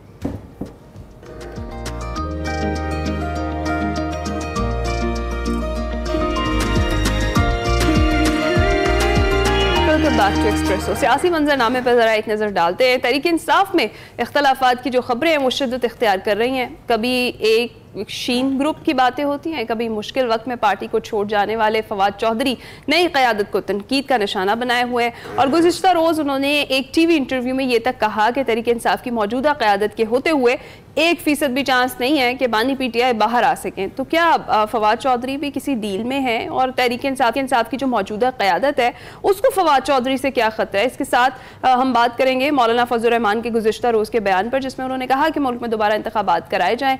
क्या मुल्क इसका मुतहम्मिल हो सकता है? ये सारी सिचुएशन। इसके साथ मौलाना ने ये भी कहा कि तमाम इदारे अपनी अपनी हदों में वापस जाएं, ये भी मुसलसल वो कह रहे हैं। इसमें भी हम बात करेंगे। सलमान आबिद साहब सीनियर तजियाकार हमारे साथ मौजूद है इस वक्त, उनसे जरा राय लेते हैं, क्योंकि इसका बहरहाल तारीखी जो एक तनाजुर है इसमें भी देखना होगा माजी करीब के अंदर कि क्या मौजूदा तहरीक इंसाफ की लीडरशिप ने ऐसे इनिशिएटिव्स लिए हैं जिससे तकवीयत मिल रही है। फवाद चौधरी साहब जो कह रहे हैं। सलमान साहब, thank you very much and सुबह खैर, आप इतनी ज़्यादा बारिश में तशरीफ लाए, बहुत शुक्रिया। सबसे पहले तो हमें ये बताइए कि ये आपके ख्याल में ये जो क़यासाराइयाँ हैं मौजूदा लीडरशिप को लेकर और फिर फवाद चौधरी जो बात कर रहे हैं, आपके ख्याल में किसका मौक़िफ़ या किसकी एफर्ट्स आपको ठीक लगती हैं, मौजूदा लीडरशिप की या फवाद ठीक कह रहे हैं? देखिए, पहली बात तो ये है कि जो कुछ इस वक्त पीटीआई के अंदर हो रहा है ये एक नेचुरल फिनोमेना है, क्योंकि जिस किस्म की पार्टी इस वक्त बनी हुई है उस किस्म के पार्टी के अंदर इख्तलाफात का पैदा होना, नए लोगों में और पुराने लोगों के दरमियान तकसीम, टकराव, इंतशार वो नुमाया है, क्योंकि पुराने लोग वापस आना चाहते हैं पीटीआई के अंदर। इमरान इस्माइल साहब भी, अली जैदी भी, फवाद चौधरी भी और बहुत से लोग जो लाइन में लगे हुए हैं। अब मसला ये है कि जो नई क़यादत है वो उनके रास्ते में रुकावट है। और वो उनको सियासी भगोड़ा कहते हैं, वो कहते हैं मुजामत नहीं की, डर गए, खौफजदा हो गए, पार्टी छोड़ गए। लेकिन उसके बावजूद वो लोग कहीं गए नहीं, वो आज भी पीटीआई के साथ है। हम सबको पता है किस मजबूरी के तहत उन्होंने पार्टियां छोड़ी हैं या छुड़वाई गई हैं, लेकिन अब वो वापस आना चाहते हैं। तो मौजूदा क़यादत उसके लिए तैयार नहीं है, एक बात। दूसरी बात यह कि मौजूदा क़यादत ने अभी तक कोई अवामी परसेप्शन नहीं डेवलप किया इमरान खान के लिए, ना कोई बड़ी एहतजाज, ना कोई बड़ी रैली, ना कोई बड़ा डिमॉन्स्ट्रेशन मीडिया की हद तक और पार्लिमानी पॉलिटिक्स में है। फवाद चौधरी साहब का मामला भी आप देखिए तो फवाद चौधरी में और रऊफ हसन में, फवाद चौधरी में और हामिद खान में लड़ाई है। वो शुरू से एक दूसरे को पसंद नहीं करते हैं। अब एक चीज़ ध्यान में रखिएगा कि पार्टी के अंदर वही रहेगा जिसको इमरान खान की हिमायत हासिल होगी। अच्छा, क्योंकि नवाज शरीफ की जिसको हमायत हासिल है वो मुस्लिम लीग नून में रहता है, जो जिसको पीपल्स पार्टी की इज़्ज़तदारी की हमायत हासिल होगी वो रहेगा। इसलिए इमरान खान एक इस वक्त है। लेकिन एक पीटीआई के लोगों को एक बात समझ नहीं आ रही कि इस वक्त पार्टी जिस मुश्किल फेज से गुजर रही है उसमें ये बाहमी इख्तलाफात को लेकर उछालना ये ठीक नहीं है पार्टी के हक में, क्योंकि देखिए ना, इमरान खान जेल में है, शाह महमूद कुरैशी जेल में है, महमूद रशीद जेल में है, यास्मीन राशिद जेल में है, इजाज चौधरी जेल में है। फिर उसके बाद जो है आप ये देखिए कि कहते हैं परवेज लाई साहब बाहर आए हैं, लेकिन अभी उनकी तबीयत उस तरह की नहीं है कि वो एक्टिव रोल प्ले कर सकें। तो ऐसी मुश्किल फेज में जो लोग बाहर बैठे हुए हैं, चाहे वो पुराने हैं और चाहे वो नए हैं, उनके दरमियान कम्बिनेशन बनना चाहिए था। अब ये जिम्मेदारी जो है बैरिस्टर गौहर साहब की थी, ये जिम्मेदारी जो है उमर अयूब की थी, ये जिम्मेदारी और बाकी लोगों की थी कि वो इन सबको इंगेज करें। लेकिन जब वो खुद एक डिसएंगेजमेंट की पॉलिसी के तहत चल रहे हैं और पुराने लोगों को वो लान तान कर रहे हैं, तो फिर पुराने लोग भी माफ तो नहीं करेंगे। तो इसलिए ये जो कुछ हो रहा है पीटीआई के अंदर, ये एक नेचुरल फिनोमेना है। जब तक ये लोग आपस में बैठ के अपने मामला रिजॉल्व नहीं करेंगे, ये लोग इसी तरीके से एक दूसरे के कपड़े जो है वो भरे बाजार में उतारेंगे और उससे पार्टी जो है उसको नुकसान पहुंचेगा। तो सलमान अभी सब बेसिकली खौफ है क्या नई क़यादत को, जिस तरीके से? लेकिन खौफ ये है कि ये लोग जब मिसाल तौर पे बैरिस्टर गौहर साहब जो पार्टी के चेयरमैन बने हैं, वो तो इस पोजीशन के नहीं थे, उनका कद काट उस तरह का नहीं था। तो अब जब पुराने लोग आएंगे तो वो लगता ही है कि हमारी प्लेस से ना ले लें। अच्छा, इसके ऊपर एक राय पहले से पीटीआई में आरिफ अलवी साहब ने डाली है, और वो उन्होंने डाला कि जो पुराने लोग वापस आना चाहते हैं वो गैर मशरूत तौर पे वापस आएंगे, यानी उनको कोई पार्टी का ओहदा, कोई टिकट नहीं मिलेगा फौरी तौर पर। अगर उन्हें ज्वाइन करना है तो वो गैर मशरूत तौर पे ज्वाइन करें। ये ऑप्शन निकाला है उन्होंने इसके ऊपर कि भी लोग, अगर पुराने लोग आना चाहते हैं तो वो फिर कंडीशन ना लगाए में कि जी मुझे पार्टी का फला ओहदादार बनाया जाए, फला टिकट जारी किया जाए। अब ये चीजें चल रही हैं, लेकिन क्योंकि इमरान खान अंदर है, अच्छा फिर इमरान खान के पास भी वही पैगाम जाता है जो उनसे मिलने वाले उनको जाके देते हैं। ठीक है ना, दो लोग मिल रहे हैं। अब ये बहुत से लोगों ने गिला किया है, जुनेद अकबर ने गिला किया कि हमसे तो मुलाकात ही नहीं होती पीटीआई की लीडर की, हमें तो लिस्ट में शामिल ही नहीं किया जाता। अब ये लिस्ट कौन बनाता है, किन की मुलाकातें करवाई जाती हैं, किन की मुलाकातें नहीं होती हैं, बाहर आके जो स्टेटमेंट जारी की जाती है क्या वो वाकई इमरान खान की स्टेटमेंट है या नहीं है, इससे पार्टी के अंदर इख्तिलाफात पैदा हो। कुछ लोग तो वाकई नए हैं, लेकिन शिबली फराज जैसे लोग या फिर असद कैसर जैसे लोग जो मिलते हैं खान साहब से, वो तो पुराने लोग हैं। तो क्या वो पुराने लोगों की एडवोकेसी नहीं कर सकते? वैसे फवाद साहब तो उनसे भी नाला नजर आते हैं। लेकिन असद कैसर के पास तो कोई इख्तियारात नहीं है ना, असद कैसर के पास कोई पोजीशन नहीं है, पुराने लोग हैं। लेकिन मसला ये है, यही तो वो चाहते हैं कि पीटीआई के जो पुराने फेसेस हैं वो ऊपर आए। अब पोजीशन तो देखे ना, असद कैसर को मिलनी चाहिए पोजीशन, जो है वो अली मोहम्मद खान को मिलनी चाहिए पोजीशन, जो है वो शहरियार आफरीदी को मिलनी चाहिए, जो पुराने लोग हैं। लेकिन वो भी पीछे हैं एक सतह पे। शहरियार आफरीदी को भी गिला है, वो तो रिजाइन करने पे आ गए थे, आपको पता है। अली मोहम्मद खान भी बोल चुके हैं, चंदाना गुलजार भी बोल चुकी हैं। अच्छा, फिर एक और इसमें एक नया रंग दिया जा रहा है पंजाबी और खैबर पख्तूनख्वा का, कि जी क्योंकि पार्टी जो है वो कैप्चर हो गई है केपीके के अंदर, तो पंजाब के लोगों को नजरअंदाज किया जा रहा है। तो ये जो लसानियत की बुनियाद के ऊपर बात की जा रही है, ये भी पार्टी के लिए कोई अच्छा शुगुन नहीं है। ये फिर बातें पार्टी चेयरमैन को नजर नहीं आती। जैसे अली मोहम्मद खान, वी रिमेंबर, जिस दिन तहरीक अदम एतमाद हुई थी, वाहिद आदमी था who was sitting inside the parliament, और उन्होंने डिफेंड किया अपने मौक़िफ़ को, और पूरी दुनिया जानती है शहरियार आफरीदी जिस तरीके की सोबत से वो गुजरते रहे। इमरान खान ने एक्शन उनको नजर नहीं आता? नहीं, नजर तो आ रहा है, लेकिन अब उन्होंने कहा है कि पार्टी के अंदर जो लोग ग्रुप बंदी कर रहे हैं, जो ग्रुप बंदी का शिकार है, उनके खिलाफ एक्शन होगा, वो ये कह रहे हैं। लेकिन उनकी भी बेबसी है ना सर, वो जेल के अंदर बैठे हुए हैं, वो कितना बाहर निकल सकते हैं, कितनी इंफॉर्मेशन उनको जा सकती है। जहां बैरिस्टर गौहर को बनाया वहां अली मोहम्मद खान को बनाया, सर बनाया तो जा सकता है, लेकिन अगर आप अली मोहम्मद खान को बनाएंगे तो कलम है ना। नहीं सर, एक अली मोहम्मद खान को बनाएंगे तो एक नया ग्रुप और क्रिएट हो जाएगा। देखिए ना, आपको याद होगा एक जमाने में अलीम खान की चीफ मिनिस्ट्री का मसला था, एक को बनाते थे तो 6 लोग नाराज हो जाते थे। पार्टी का हल ये है कि इस वक्त जो सीनियर क़यादत मौजूद है, जो पार्टी को लीड कर रही है, वो अपने रवैयों में जिम्मेदारी का मुजाहरा करे, पुराने लोगों को इंगेज करे, उनको दुश्मन ना समझे। वो एक मुश्किल हालात में पार्टी को छोड़कर गए हैं, और उनको जिस तरह से पार्टी छुड़वाई गई है, वो आप सबको मुझे पता है किस तरह से प्रेस कॉन्फ्रेंसें हुई हैं। इसलिए अगर वो आना चाहते हैं तो उनके लिए कुशन निकाले, और ये सारी सियासी जमातों में होता है। मुस्लिम लीग काफ जब बनी थी, आपको याद होगा, फिर वो वापस मुस्लिम लीग नून में नहीं आ गई थी। पीपल्स पार्टी पेट्रियाट बनी थी, वो वापस पीपल्स पार्टी में नहीं आ गई। उसकी तो मैं कह रहा हूं, लोगों के लिए स्पेस निकाला करें, सिर्फ कंडीशन ना लगाएं कि जी हम इस ओहदे के लिए आएंगे, अगर आप हमें शामिल करना चाहते हैं तो करें। इस तरह की गुंजाइश नहीं होनी चाहिए। ठीक है। और सलमान अभी साहब, जिस तरह से अगर हम बात करें, मौलाना फजलुर रहमान ने पहले इस चीज का शिकवा किया, उन्होंने कहा कि वफूद बात तो करते हैं लेकिन ऑफिशियली अभी तक कोई टीम मुज़ाकराती नहीं आई। तो फाइनली फिर जो 5 रुकनी टीम है वो बनाकर उसके जो अरकान हैं वो उनके नाम बताए गए हैं, और JUI को भिजवा भी दिए गए हैं। कुछ तनफी है ना, PTI के अंदर आधे लोग जो है वो JUI के साथ कोलैबोरेशन करना चाहते हैं, आधे लोग नहीं करना चाहते। अच्छा, उनका वोटर तो बड़ा सख्त नाला है, वो तो कहता है कि JUI से कोई कोलैबोरेशन ही नहीं होनी चाहिए, मौलाना साहब से। लेकिन अब एक लार्जर इंटरेस्ट के लिए आपको तमाम जमातों को, जब अपोजिशन में है तो मिल बैठ के तो बैठना पड़ेगा, तो ये रास्ता तो निकालना पड़ेगा जो असद कैसर निकालने की कोशिश कर रहे हैं।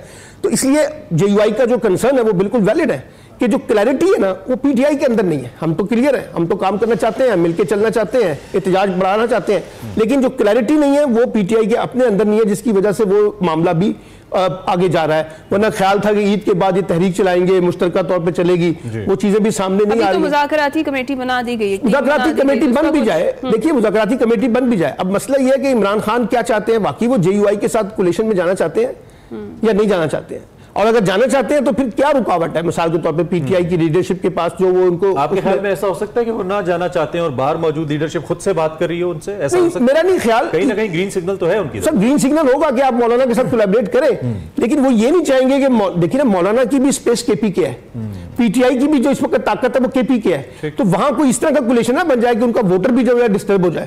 तो ये एक उनके जहन में भी कंसर्न होगा कि एक हद तक हम आगे चलेंगे, एक हद से ज्यादा आगे नहीं जाएंगे। तो ये इस तरह के कंसर्न्स दोनों तरफ हमें नजर आ रहे हैं, जिसकी वजह से ये मामला चल नहीं रहा है। मौलाना तहरीकें चलाने में, एजुकेशनल पॉलिटिक्स में, इवन स्ट्रीट पॉलिटिक्स में भी ज्यादा एक्सपीरियंस्ड हैं, तो तहरीक इंसाफ अगर कोलैबोरेशन के लिए जा रही है तो कहीं ना कहीं उन्हें एक लीडरशिप रोल यही बात असद कैसर भी कह रहे हैं, आरिफ अलवी भी कह रहे हैं, फवाद चौधरी भी कह रहे हैं कि हमें मौलाना से फायदा उठाना चाहिए, उनकी जो स्ट्रीट पावर है, स्ट्रीट पॉलिटिक्स है। लेकिन अब मसला ये है मौलाना कितने क्लियर है, वही मैं कह रहा हूँ, मौलाना खुद के लिए कितने क्लियर है। अभी मौलाना साहब जो है वो उनके भाई जो है वो वाकई जाके हुकूमत के साथ बैठ जाएंगे, और वो खुद मौलाना साहब को कोई स्पेस मिलेगी तो वो रास्ता निकाल लेंगे अपना, एस्टैब्लिशमेंट से कोई मामला तय हो जाएगा तो वो तो उस काम के बड़े मास्टर हैं, यानी वो दिखा कुछ रहे हैं, कर कुछ रहे होंगे। इसलिए मौलाना के बारे में भी डेफिसिट है माजी की पॉलिटिक्स के दोनों तरफ से ये चीजें चल रही हैं, जिसकी वजह से बात आगे नहीं बढ़ रही है। एक और बड़ा जबरदस्त पॉलिटिक्स हो रही है, वो नून लीग और पीपल्स पार्टी की है। दोनों हमारे सामने यानी कि कैमरे के सामने आके कहते हैं कि हम एक दूसरे के मुखालिफ हैं, बिहाइंड द सीन एक दूसरे के साथ हैं। क्या अवाम इस तासुर को मान रहे हैं कि पीपल्स पार्टी वो पॉलिसी जिसका असर अवाम के ऊपर मनफी सूरत में पड़ता है उसमें वाकई टफ टाइम दे रही है नून लीग को, या एक चल रहा है साथ? पीपल्स पार्टी और नून लीग ये जिसे कहते हैं सास और बहू के दरमियान एक लड़ाई चलती है, ये उस तरह की लड़ाई है, इसकी कोई हकीकत नहीं है। सब पावर पॉलिटिक्स में गए हुए हैं, पीपल्स पार्टी हर तरीके के ओहदे ले रही है, ईवान सदर पहुंच गई, चेयरमैन सेनेट बन गई, गवर्नर 2 बना लिए, बलूचिस्तान में हुकूमत बना ली, कायमा कमेटियों के चेयरमैन बन गए, कौमी असम्बली के डिप्टी स्पीकर ले लिया। में नहीं बैठे, अच्छा नहीं, बजट में सुने ना, बजट में बैठ के आसफा भुट्टो तकरीर कर रही है, तारीख का वर्स्ट तरीन बजट है, बिलावल भुट्टो कुछ कह रहे हैं, लेकिन वोट देने में सबसे आगे है, उसी बजट को मंजूर करने में भी आगे हैं। तो पीपल्स पार्टी जितना मर्जी लोगों को बेवकूफ बनाए, सबको पता है कि वो इस हुकूमत की इत्तेहादी है, और इस हुकूमत की इत्तेहादी होने के नाते उसके ऊपर भी उतना ही बोझ है जितना पीएमएलएन के ऊपर बोझ है। अब पीपल्स पार्टी अपने आप को बचाने की कोशिश कर रही है, लेकिन आम आदमी जानता है कि ये सब लोग जो हैं, दोनों जमातें खासतौर पे पीपल्स पार्टी और पीएमएलएन की जो इस वक्त की पॉलिसियां हमारे पर चल रही है, दोनों जिम्मेदार हैं।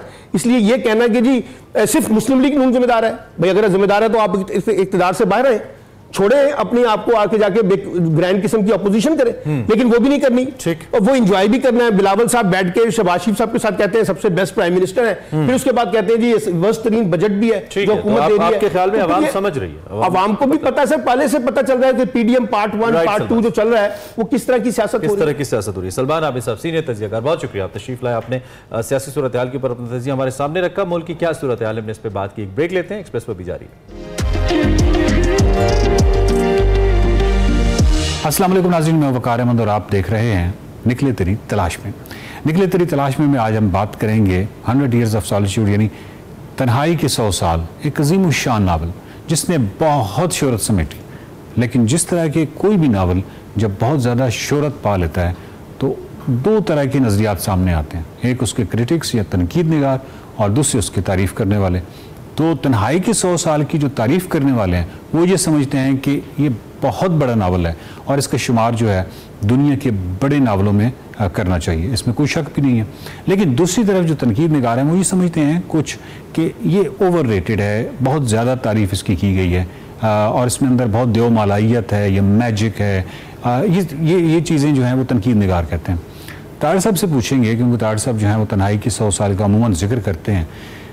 तार साहब आप बताइए कि तन्हाई के जो 100 साल हैं ये नावल सबसे पहले तो नाज़रीन को क्यों पढ़ना चाहिए, और दूसरा तनकीद निगारों का ये जो मौक़िफ़ है कि ये ओवर रेटेड है, तो आप इससे इत्तेफाक करते हैं? ये जो सॉलिट्यूड जो है उसकी जो शोहरत है, ज़ाहिर है कि गार्सिया का ज़ोर बयां भी है और वो मैजिकल रियलिज़म वाला भी सिलसिला है जो हमारी दास्तानों में बहुत पहले से चला आ रहा। बल्कि मेरा नावल पखेरू आया तो बहुत सारा उन्होंने कहा कि इसमें मैजिकल रियलिज्म। तो मैंने कहा कि तब मेरा ख्याल है कि 100 ईयर शाया नहीं हुआ था, तो मैंने कहा कि ये हमारी दास्तानों का हिस्सा है, फैंटेसी, जानवर बातें कर रहे हैं, कुछ से कुछ हो जाता है। तो वो अचीबे का नावल आया था थिंग्स फॉल अपार्ट। इसको रंधावा, अफजल हसन रंधावा ने तर्जुमा किया पंजाबी में, उसका नाम रखा टूट फुट, यानी टूट फूट। तो वो बहुत बड़ा नावल कहलाया अफ्रीका से, इसलिए कि पहली मर्तबा जो पर्सपेक्टिव था वो एक अफ्रीकन का अफ्रीका के बारे में था। वो पर्सपेक्टिव किसी गोरे का नहीं था, किसी आबादकार का नहीं था, एक ट्राइबल बंदा जो है वो अपने ट्राइब को बयान कर रहा है। Exactly the same thing happened with 100 years of solitude.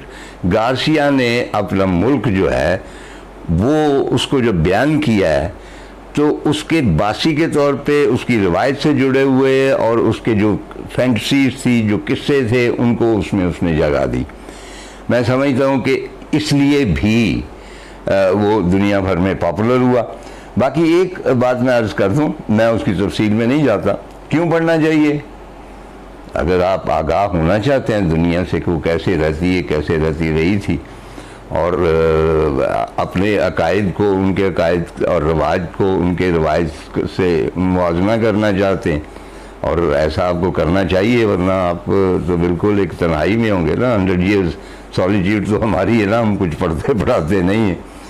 चुनांचे उसका एक किस्सा है कि जैसा कि आप जानते हैं वकार के भाई कोई भी नावल आम तौर पे ये कहा जाता उसका आगाज़ सबसे मुश्किल होता। कहते हैं कि भाई अगर आपने आगाज़ उसका ठीक कर लिया, उसका पहला फ़िक्रा लिख लिया, तो कोई आधा नावल लिख लिया, क्योंकि ये एक बुनियाद होती है। वहाँ से मैंने कभी कोई ऐसा नावल नहीं पढ़ा जिसका आगाज़ स्ट्रॉन्ग ना हो, फुसफुसा हो, और कोई छठे चैप्टर से वो उठान उसकी आए नावल की।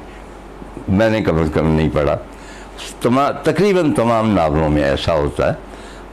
मैं अपना हवाला नहीं देना चाहता, लेकिन बहाव परिंदा उड़ान में था और नीचे रेत थी, उससे बहाव का पूरा कॉन्सेप्ट है। इसी तरह 4 चीज़ें हैं राख में जो हर सितंबर में मुझे बुलाती।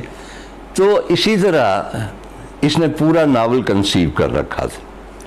अच्छा, ये मैं इसमें ज़रा सा मैं अपना नुक्ता नज़र ये है कि हर एक शख्स जो है वो नावल को मुख्तलिफ लेवल पे कंसीव करता है। किसी के पास कैरेक्टर्स होते हैं, किसी के पास कहानी होती है, और मुझे ऐसे के पास कुछ भी नहीं होता। कोई एक इंसिडेंट होता है, कोई छोटा सा, जहाँ से वो फूटना शुरू हो जाता है।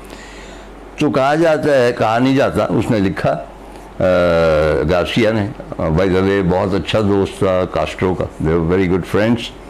और आखिरी उसका आया माई मेलनकली हॉर्स, वो भी अच्छा नावल है। तो खैर, तो वो उसके ज़हन में सारा कुछ था, लेकिन उसको ये समझ नहीं आ रही थी कि इसका आगाज़ मैं कैसे करूँ। तो वो कहते हैं कि गर्मियों की छुट्टियाँ हुई और वो बच्चों को लेके एक साहिली मकाम की तरफ जा रहा था। उसकी बेगम ड्राइव कर रही थी और ये अपनी सोच में गलतां पहचान जिसको कहते हैं आप लोग। तो एकदम इसने कहा कि बीवी को कि मुझे ज़हन में आ गया कि मैंने वो नावल जो है 100 ईयर्स ऑफ सॉलिट्यूड, ये उसने नाम पहले रख लिया, उसका आगाज़ कैसे करना है। तो वो उसने कहा कि उसी वक्त स्टेयरिंग घुमाया बीवी ने। मैंने कहा क्या कर रही? कहने कि वापस घर जा रहे।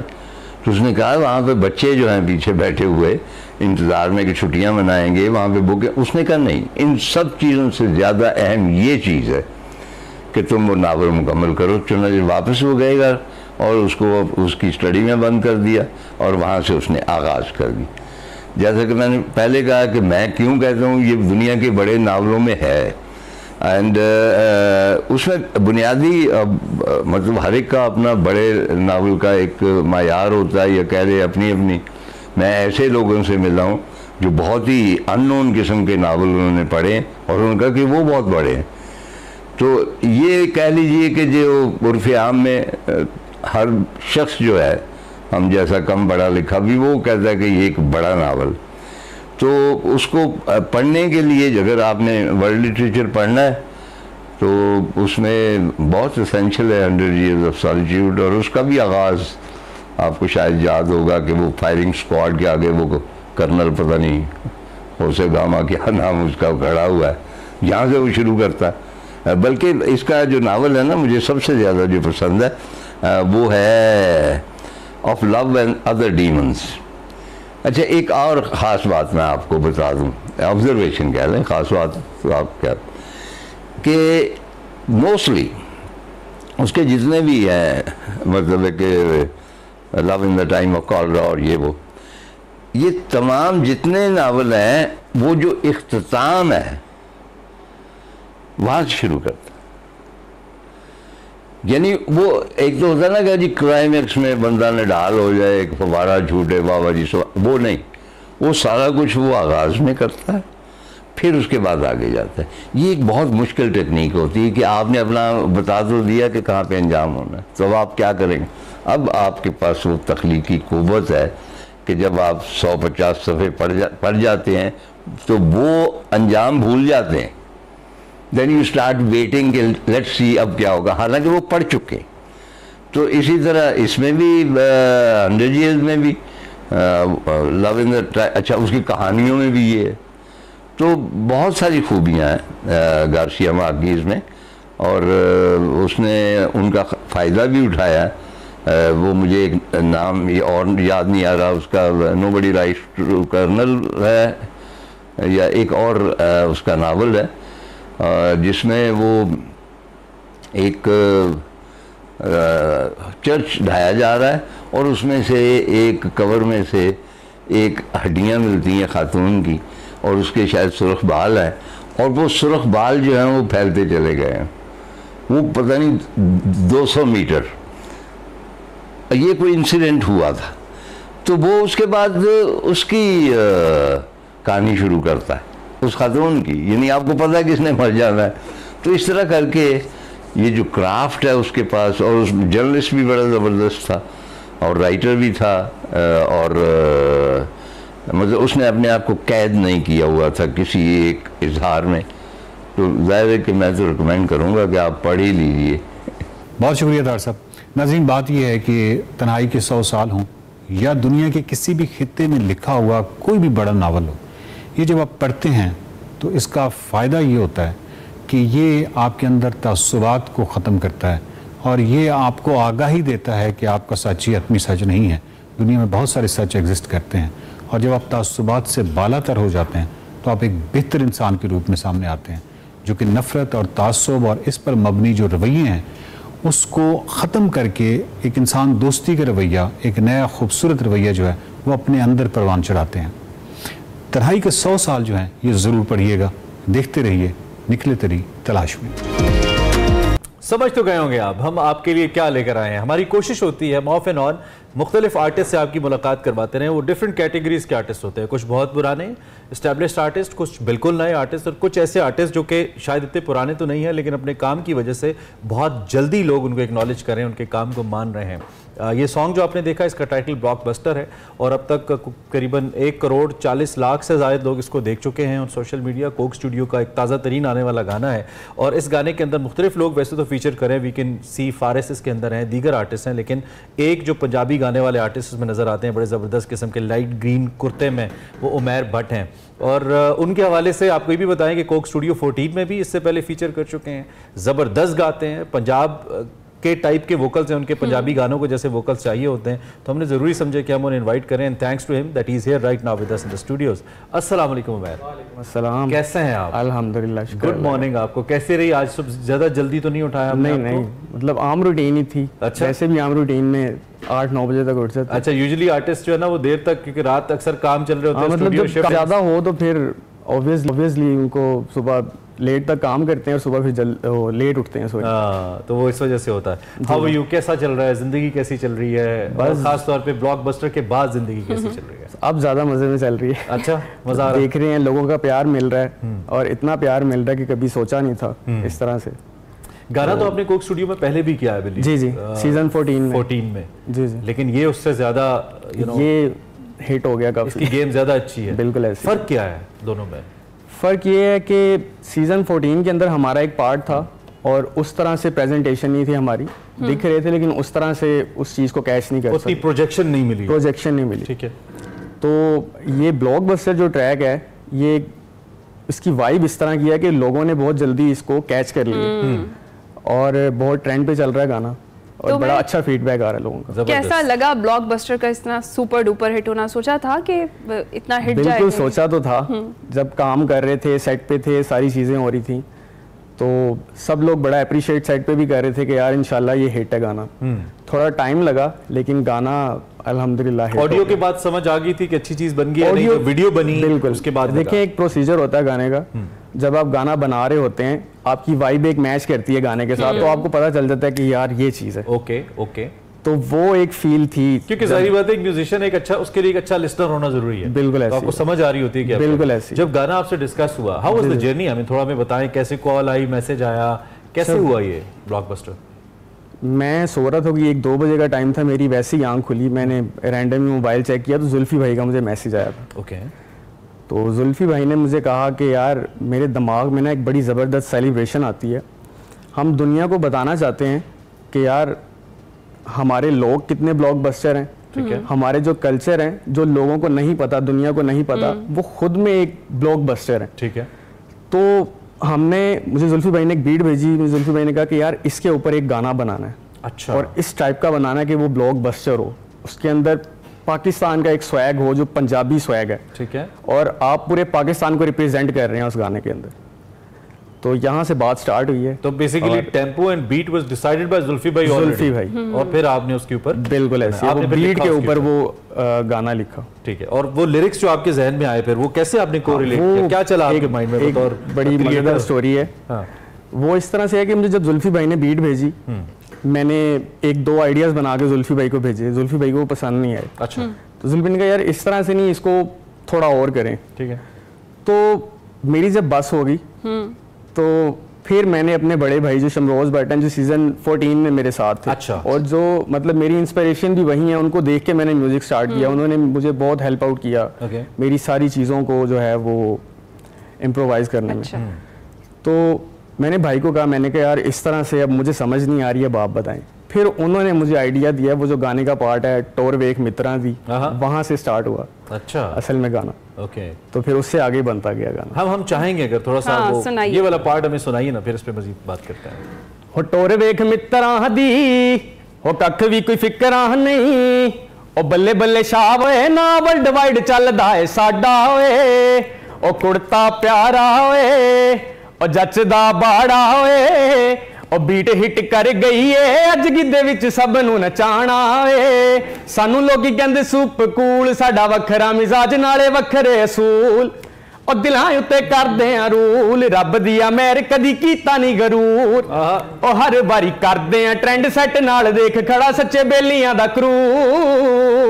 अरे क्या बात है, क्या बात है, यू नो वो प्रॉपर पंजाबी वाइब है इस गाने के अंदर जो हम सोचते हैं और देखते हैं। सो आप यूजुअली आपका मिजाज ऐसे ही म्यूजिक की तरफ है या मिजाज अलग है, लेकिन ये आपने किया फरमाइश पे किया जुल्फी भाई की? एक होता है आर्टिस्ट का एक अपना मूड होता है कि मैं इस तरह का म्यूजिक करता हूँ, लेकिन कमर्शियली भी मेरा शुरू से इसी तरह का मूड था। मैंने असल में मेरा जो डेब्यू है ना म्यूजिक की, जो करियर मेरा स्टार्ट है वो हुआ ही सीजन 14 कोक स्टूडियो से। ओके। तो अब जो मेरे बड़े भाई हैं उन्होंने शुरू से मुझे एक विजन दिया था कि यार पंजाबी जो म्यूजिक है ना पाकिस्तान में, जिस तरह इंडिया में आप देखते हैं पॉप पंजाबी म्यूजिक जिस तरह से हो रहा है, कितना कितना हिट हो रहा है, उस तरह से पाकिस्तान में वो जगह खाली थी। हमारे बड़े लेजेंड आर्टिस्ट हैं, बिल्कुल हमारे बड़े लेजेंड आर्टिस्ट हैं, इस तरह इब्रारुल हक हैं, आरिफ लोहार साहब हैं, लेकिन अब आरिफ लोहार साहब का एक गाना बड़ा हिट है, तो उस तरह से म्यूजिक कोई नहीं कर रहा था पंजाबी, वो बड़ा एक गैप आ गया था पाकिस्तान की इंडस्ट्री में। तो उस चीज़ को कवर करना था और यही सोच थी, यही विजन था कि यार हमने पंजाबी को एक नेक्स्ट लेवल पे लेके जाना है पाकिस्तान से। ओके, माशाल्लाह, और गुड एडिशन टू इट। जो गैप था उसको आप अच्छे, हमें लग रहा है कि आगे चल के भी हमें बहुत अच्छी मौसीकी सुनने को मिलेगी, इसी टाइप की म्यूजिक आपको आने वाले दिनों में सुनने को मिलेगा। अच्छा, तो उमैर, जो दीगर आर्टिस्ट थे फारिस शफी और गढ़वी ग्रुप, मतलब एक अकेले गाना अपना सोलो देना और जो आपके दिमाग में चल रहा है उसी तरीके से परफॉर्म करना कुछ अलग होता है, और किसी के साथ गाना और उसकी वाइब के साथ मैच करना या उसका आपकी वाइब के साथ मैच करना, ये भी बड़ा एक टास्क होता है। ओवरऑल कैसा रहा एक्सपीरियंस? हाँ जी, बड़ा ज़बरदस्त एक्सपीरियंस था ये। फारिस बेसिकली आपको पता है किसी तारुफ का मोहताज नहीं है, वो माशाल्लाह बहुत टैलेंटेड और बड़ा ज़बरदस्त आर्टिस्ट है फारिस, पूरी दुनिया जानती है उसको। तो उसके साथ काम करना तो वैसे ही हर किसी का होगा कि यार फारिस के साथ काम करे वो, और मेरे जैसा आर्टिस्ट जो पंजाबी को वैसे ही बड़ा लाइक करता है और फारिस भी पंजाबी को बड़ा वो उस तरह से करता है, तो एक बड़ा ज़बरदस्त एक्सपीरियंस था मेरे लिए। अच्छा, रैप में पाकिस्तान के पास दो तीन और भी अच्छे ऑप्शंस हैं, अब अच्छे लोग रैप कर रहे हैं, तो why Faris was selected? I mean इसके पीछे क्या फिलॉसफी थी? बिल्कुल, फारिस का जो एक जॉनरा आप कह सकते हैं वो पंजाबी के अंदर उसकी एक फील है फारिस की। बिल्कुल सही। आपने भी मौला जट मूवी देखी होगी उसकी, तो उसके अंदर भी उसने बड़ा एक अच्छा कैरेक्टर अदा किया था, तो पंजाबी के अंदर उसकी एक फील है फारिस की, तो वो और उसकी एनर्जी इस तरह की है कि हर बंदा फील करता है उस चीज को। ठीक है, तो इस सब के पीछे जुल्फी भाई का एक माइंड था जो सबको पता है, बड़े जीनियस है। आप थोड़ा सा बट फैक्टर की तरफ आए। यूजुअली बट्स अब सिंगर्स नहीं होते, बहुत कम होते हैं, रेयर मिलता है किसी नाम के साथ बट और वो सिंगर भी और वो इतने अच्छे सिंगर भी हों। तो आप लोग तो उम्मी तौर पे खाने पीने, कुश्तियां वगैरह, फाइटिंग, यू नो, इस तरह की चीजों के लिए बट फैमिली मशहूर होती है। तो आप सिंगिंग में कैसे आए? खाना पीना तो वैसे बहुत ज्यादा था मेरा, अब कम करती है अब करना पड़ेगा। बिल्कुल इसी तरह। तो मेरी फैमिली में वैसे कोई भी नहीं है, ये गॉड गिफ्टेड मुझे आवाज़ मिली है, ठीक है, अल्लाह की तरफ से। और मैं स्कूल में और मतलब स्कूल में इवेंट्स वगैरह होते थे, नातिया मुकाबले होते थे, नेशनल सॉन्ग्स के होते थे मुकाबले, तो उनके अंदर मैं परफॉर्म करता था उधर जाके, एक शौक था मुझे। तो वहाँ से फिर आहिस्ता आहिस्ता मुझे पता चला कि हाँ यार मैं कर सकता हूँ ये चीज़ें। तो मैंने जब ब्लॉकबस्टर हुआ, तो आपका सवाल है तो प्लीज, मैं कह रहा हूँ जब ब्लॉकबस्टर हुआ तो फिर यू नो मैसेजेस आए, लोगों ने कहा कि बट साहब छा गए आपको, जैसा कि आप दुनिया बदली। तो पूरी दुनिया से मैसेजेस आ रहे हैं, मुझे पता नहीं है कहाँ से मैसेजेस आ रहे हैं ब्लॉकबस्टर के ऊपर, गोरे काले, और इंडिया में बहुत ज्यादा वायरल है, बहुत ज्यादा प्यार मिल रहा है इंडिया से। तो मुझे पता नहीं कहाँ से लोग मेंशन कर रहे हैं और कमेंट्स कर रहे हैं कि यार माशाल्लाह कमाल है। सही, जिस तरह से आप बता रहे हैं कि स्कूल के टाइम से ही आपकी मतलब आपको शौक था और आप कुछ ना कुछ परफॉर्म करते रहते थे, फैमिली की सपोर्ट शुरू से रही? मतलब वैसे यूजुअली यही कहा जाता है किस काम में पड़ गए हो, पढ़ाई करो भाई, ये क्या कर रहे हो? वालिद साहब बड़े वो दीनी टाइप के हैं। अच्छा, फिर तो मुश्किल रहा होगा। अच्छी बात है। तो मतलब उनका थोड़ा स्टार्ट में था कि यार मतलब क्या कर रहे हो आप, तो आहिस्ता आहिस्ता जब उन्होंने देखा कि यार बच्चे करना चाहते हैं तो उन्होंने इतना मना नहीं किया, उन्होंने कहा आप जो करना चाहते हैं आप करें। अच्छा। उमैर, ये इतनी बड़ी खिदमत है ना जो आप लोग आर्टिस्ट कर रहे हैं, लोग इसे कहते हैं कि कोई बड़ा गुनाह, इस इतने परेशानी के दौर में जब लोगों को खास तौर पे पाकिस्तानियों के पास हंसने के लिए कोई लम्हा नहीं, हर शख्स परेशान, बिल्कुल ऐसी, उसमें एक आर्टिस्ट आके लोगों को हंसाता है, एंटरटेन करता है, नचा देता है, इससे बढ़ के और क्या खिदमत है? बेसिकली जुल्फी भाई का विजन ही यही था कि दुनिया के अंदर बहुत ज्यादा परेशानी है, हर बंदा परेशान। अब जैसे 2 AM गाना आया तो हमने कहा ये बहुत स्पिरिचुअल गाना है भाई, ये बहुत कनेक्ट कर रहा है लोगों को, धोखा पास है, और वो हमारे स्टार शाह भी आए, तो I think it's a service जो लोगों को आप दे रहे हैं खुश करने के लिए, जिसमें कोई वल्गैरिटी नहीं है, कल्चर है, तो इसमें कोई हार्म नहीं है, इसको ऑन करना चाहिए मुकम्मल तौर पे। हमें कुछ और फरमाइश भी आ रही है हमारे एमसीआर से कि आप कुछ और भी हमें सुनाएं, गा के सुनाएं हमें। हो पीड़ा नू मैं सीने लावां ते मैं हस दी जावां,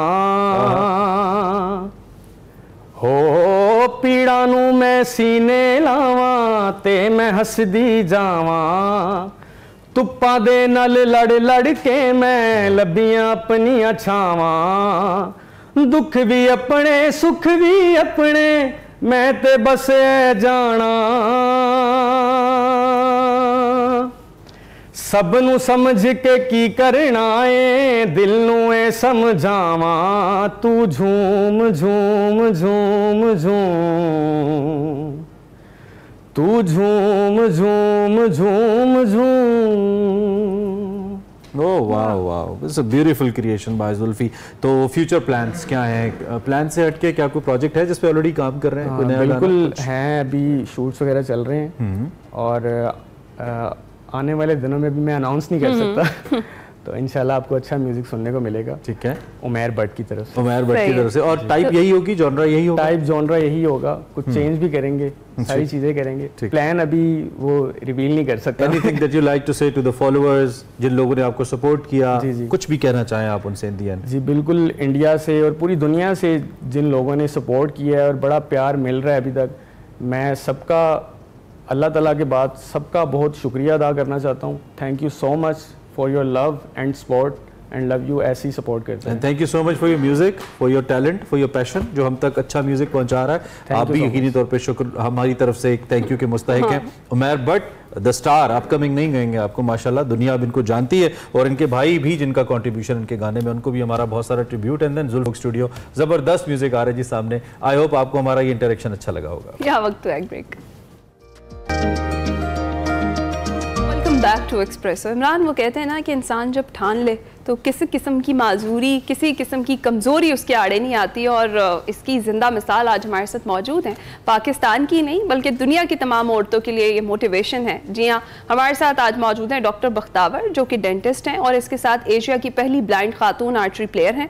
Bakhtawar national blind sports archery में सिल्वर मेडल हासिल कर चुके हैं और international blind sports games world championships में पाकिस्तान की नुमाइंदगी करते हुए पाकिस्तान बल्कि एशिया की पहली खातून ब्लाइंड आर्चर होने का एजाज़ भी हासिल कर चुकी है, जिसमें 70 ममालिक ने हिस्सा लिया था। बिल्कुल, और तालीम के दौरान उन्हें एक ऐसी बीमारी, डिजीज़ लाहिक हुई जिसकी वजह से आहिस्ता आहिस्ता उनकी जो आईसाइट है वो जाती रही। उन्होंने इस साल MBA पब्लिक सर्विसेज मैनेजमेंट किया है, पब्लिक हेल्थ सर्विसेज मैनेजमेंट किया है, और इसमें उन्होंने सिल्वर मेडल भी हासिल किया है। हमारे साथ मौजूद हैं, क्योंकि ऐसा हो नहीं सकता कि पाकिस्तानी कोई भी दुनिया के किसी कोने में हो, पाकिस्तान के लिए कुछ अच्छा करे और हम ये कोशिश ना करें कि आपको उनसे मिलवाएं। इस वक्त हमारे साथ मौजूद हैं डॉक्टर बख्तावर, उनसे हम बात करते हैं। वेलकम बख्तावर, आप कैसी हैं? अल्लाह का शुक्र, थैंक यू हिना और इमरान, आप लोगों ने मेरा इतना इंट्रोडक्शन दिया, थैंक यू। जिनको अगर खुदा न खास्ता ज़िंदगी में एक मामूल की रूटीन की लाइफ उनकी चल रही होती है, बीच में ऐसा कोई प्रॉब्लम आती है तो वो डिस्करेज हो जाते हैं। इसमें सोशली बड़ा रोल होता है उनके आसपास लोगों का, जो अगर उनको इनकरेज नहीं करते तो वो लोग अपना काम छोड़ देते हैं, डिस्करेज हो जाते हैं। लेकिन बहुत सारे ऐसे लोग हैं जो ऐसे ही डिस्करेजिंग फैक्टर्स को अपनी बेस बनाकर ऊपर आते हैं और अपने आप को प्रूव करते हैं। She is one of them. Exactly, और देखें इमरान पेशे के एतबार से डेंटिस्ट भी हैं और ब्लाइंड खातून, हमें खुद बहुत स्ट्रेंज लग रहा था जब हम ये देख रहे थे कि how is it possible. Exactly, और इतना मुश्किल, ये दोनों काम मुश्किल है भाई, इसके अंदर तो बहुत ज़्यादा एफर्ट रिक्वायर्ड होती है। और जिस तरीके से पाकिस्तान का नाम रोशन कर रही हैं और जहाँ जहाँ सिल्वर मेडल्स जो हैं वो लेकर आई हैं, अभी उनसे बात अच्छा, दोनों काम बड़े बारीक भी नहीं, हाँ एग्जैक्टली बात है जिनसे ज्यादा ताल्लुक है इसका। So I hope you are connected with doctor Bakhtawar. Can you hear me doctor Bakhtawar? अभी कोशिश करें, चले दोबारा हम कनेक्ट हो जाएं। सो बिल्कुल जी, हमारी कोशिश जारी रहती है कि हम पाकिस्तानी हीरो से आपकी मुलाकात कराते रहें, और साथ साथ ही जो टेक्निकल पहलू हैं भी चलते रहते हैं। सो इसके लिए हम पेश की आपसे माजरत चाहते हैं। लेकिन एक चीज़ बड़ी ज़रूरी है उन लोगों के लिए जो कि हमें देख रहे हैं और उनके अंदर भी कोई ऐसी कमज़ोरी आ गई है या शुरू से है और उनको लगता है कि उनकी दुनिया ख़त्म हो गई है या वो क्या करेंगे दुनिया के अंदर। आप यकीन जानिए, आप गूगल करें, यूट्यूब पर लिखें, आपको सैकड़ों नहीं, हज़ारों नहीं, लाखों ऐसे लोग मिलेंगे जिन्होंने अपनी जिस्मानी कमज़ोरियों को कभी हायल नहीं होने दिया और दुनिया में उन्होंने कामयाबी के झंडे गाड़े, और हम आम लोगों से बहुत बेहतर तरीके से आगे लेके ज़िंदगी को चलें। तो इस वक्त हमारे साथ मौजूद है, रब्ता हुआ है हमारा? जी बिल्कुल रब्ता हुआ है। डॉक्टर बख्तावर, आप सुन पा रही हैं मुझे? जी, अब आपको मेरी बात क्लियर आ रही है? जी बिल्कुल क्लियर है। आप प्लीज़ अपनी बात कंटिन्यू कीजिएगा। देखो, मैं ये कह रही थी कि मैंने जब 3rd ईयर BDS में थी तो मैंने ठान लिया था कि अगर जो ये बीमारी हुई है जिसमें मेरी आहिस्ता आहिस्ता आईसाइट जाएगी, तो मुझे I will not be the one who will sitting on the side line और जो परेशान बैठा होगा। तो उस कोशिश में मेरा ख्याल है मैंने ये 5 चीजें अचीव की हैं। तो बख्तावर, जिस तरह से हम देखते हैं, अभी हम बात भी कर रहे थे कि सोशली बड़ा डिस्करेजिंग बिहेवियर होता है हमारी सोसाइटी का। ये अलमिया है बहुत बड़ा कि इस तरह से किसी को कोई बीमारी या कोई तकलीफ होती है तो उसका जो है मजाक उड़ाया जाता है, ना कि उसे मोटिवेट किया जाता है। क्या आपको भी इस तरह के चैलेंजेस का सामना करना पड़ा इस सारे जर्नी में? बिल्कुल बिल्कुल, मैं कहीं से गुजरती थी तो मुझे लोग अस्तगफिरुल्लाह और दुआ करते थे, क्या शुक्र है लेकिन इनके पाँव सलामत हैं। तो ये सारी चीज़ें हर बंदे को फेस करनी पड़ती हैं। और मगर इसमें एक तो मेरी फैमिली की बहुत सपोर्ट थी और मुझे इसमें ये समझ आई कि जब आपने स्पोर्ट्स के थ्रू या अपने काम के थ्रू आप मनवा लेते अपने आप को, तो फिर ये एटीट्यूड चेंज हो जाता है। नो डाउट आप इतनी अच्छी एग्जांपल है, रेजिलियंस की एक बहुत अच्छी एग्जांपल है ये। अच्छा, दूसरा फिर आपने कहा कि अब मैं खेल भी वो खेलूंगी जिससे दुनिया को अलग पता जाए कि मैंने मतलब एक्सट्रीम पे जाना है ना। तो आप न सिर्फ खेली बल्कि आपने इसमें बहुत अच्छा परफॉर्म किया, बहुत अच्छा आप करी हैं। ब्लाइंड आर्चरी कैसे खेल सकती हैं आप, कैसे खेलती हैं, कैसे आप प्रैक्टिस करती हैं, कैसे आप इसमें इतनी कामयाब हैं, जरा ये बताइए हमें। ब्लाइंड आर्चरी हम लोग मैं पहले क्लब में खेलती थी, आजकल मैं घर में प्रैक्टिस ज़्यादा कर रही हूँ क्योंकि कोच के साथ ताकि मैं उसको ज्यादा फोकस से गेम इम्प्रूव कर सकूँ। ये एक सिंपल थी ना, आर्चरी की बो और इसमें उसी तरह एरो शूट करना टारगेट के ऊपर आपने, इसमें वैसे नॉर्मल आर्चरी में 70 मीटर्स का टारगेट शूट करना होता है, और जो ये ब्लाइंड आर्चरी होती है उसमें 30 मीटर्स का शूट करना होता है। तो मैं ओनली पाकिस्तानी फीमेल हूँ ब्लाइंड जो कि 30 मीटर्स पे खेलती है ना। जो हमारे नेशनल गेम्स भी होते हैं वो 18 मीटर्स पर होते हैं। तो जो हमारे 3 इंटरनेशनली प्लेयर्स हैं ना, एक तनवीर अहमद है, एक वलीद अजीज है और एक मैं हूँ। अभी इसी तरह तनवीर अहमद चेक में भी हैं और वो काफी जीते हैं, और बहुत प्राउड मोमेंट था कि वहाँ पे नेशनल एंथम पाकिस्तान का चला था। अरे तो इस गेम में सिर्फ हम 3 लोग हैं जो 30 मीटर्स पे चलते हैं।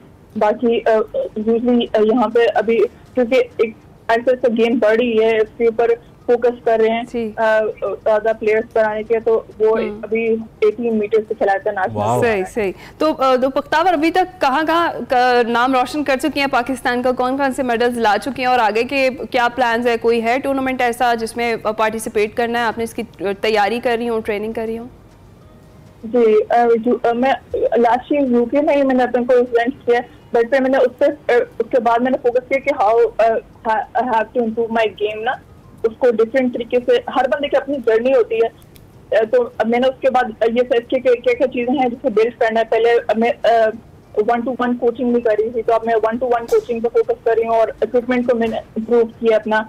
और इस साल के एंड पे मैं कॉम्पिटिशन में पार्टिसिपेट करने का सोच रही हूँ, उसमें उसके लिए तैयारी कर रही हूँ। अब उसके लिए वीजा मिलता है या उसके सारे डॉक्यूमेंट्स पूरे होते हैं, वो तो दैट इज हमारी बेस्ट विशेस आपके साथ हैं।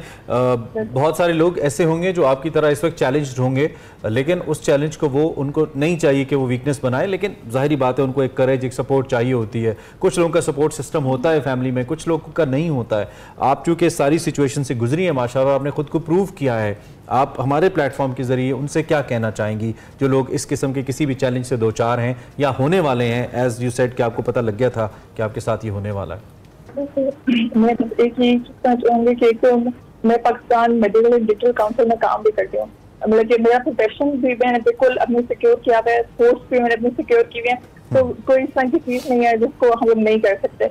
मगर इसमें यही मैं बात प्रूव करना चाहती हूँ कि हमें अपनी मैक्सिमम पोटेंशियल पॉइंट अचीव करने के लिए बहाने तो हैं बहुत सारे हैं, हम लोग ये चीजें नहीं हो सकती, बट सच ये है कि हमारे पास कोई बहाना नहीं है। क्योंकि अगर if we look into ourselves तो कोई बहाना नहीं हमारे पास इसको ना अचीव करने का। बिल्कुल बिल्कुल, if anyone can I can, ये एटीट्यूड होना चाहिए। और आप एक बहुत ज़बरदस्त इंस्पिरेशन है हमारे लिए, हीरो है हमारी। Thank you very much Bakhtawar for joining us, और we are so proud of you. बहुत शुक्रिया, एंड कीप इट अप, रुकिएगा नहीं इंशाल्लाह। इसके साथ ही आशिक एक्सप्रेसो का वक्त खत्म हुआ है, आपसे मुलाकात होगी कल। अपना ख्याल रखिएगा, फीडबैक जरूर दीजिएगा। अल्लाह हाफ़िज़।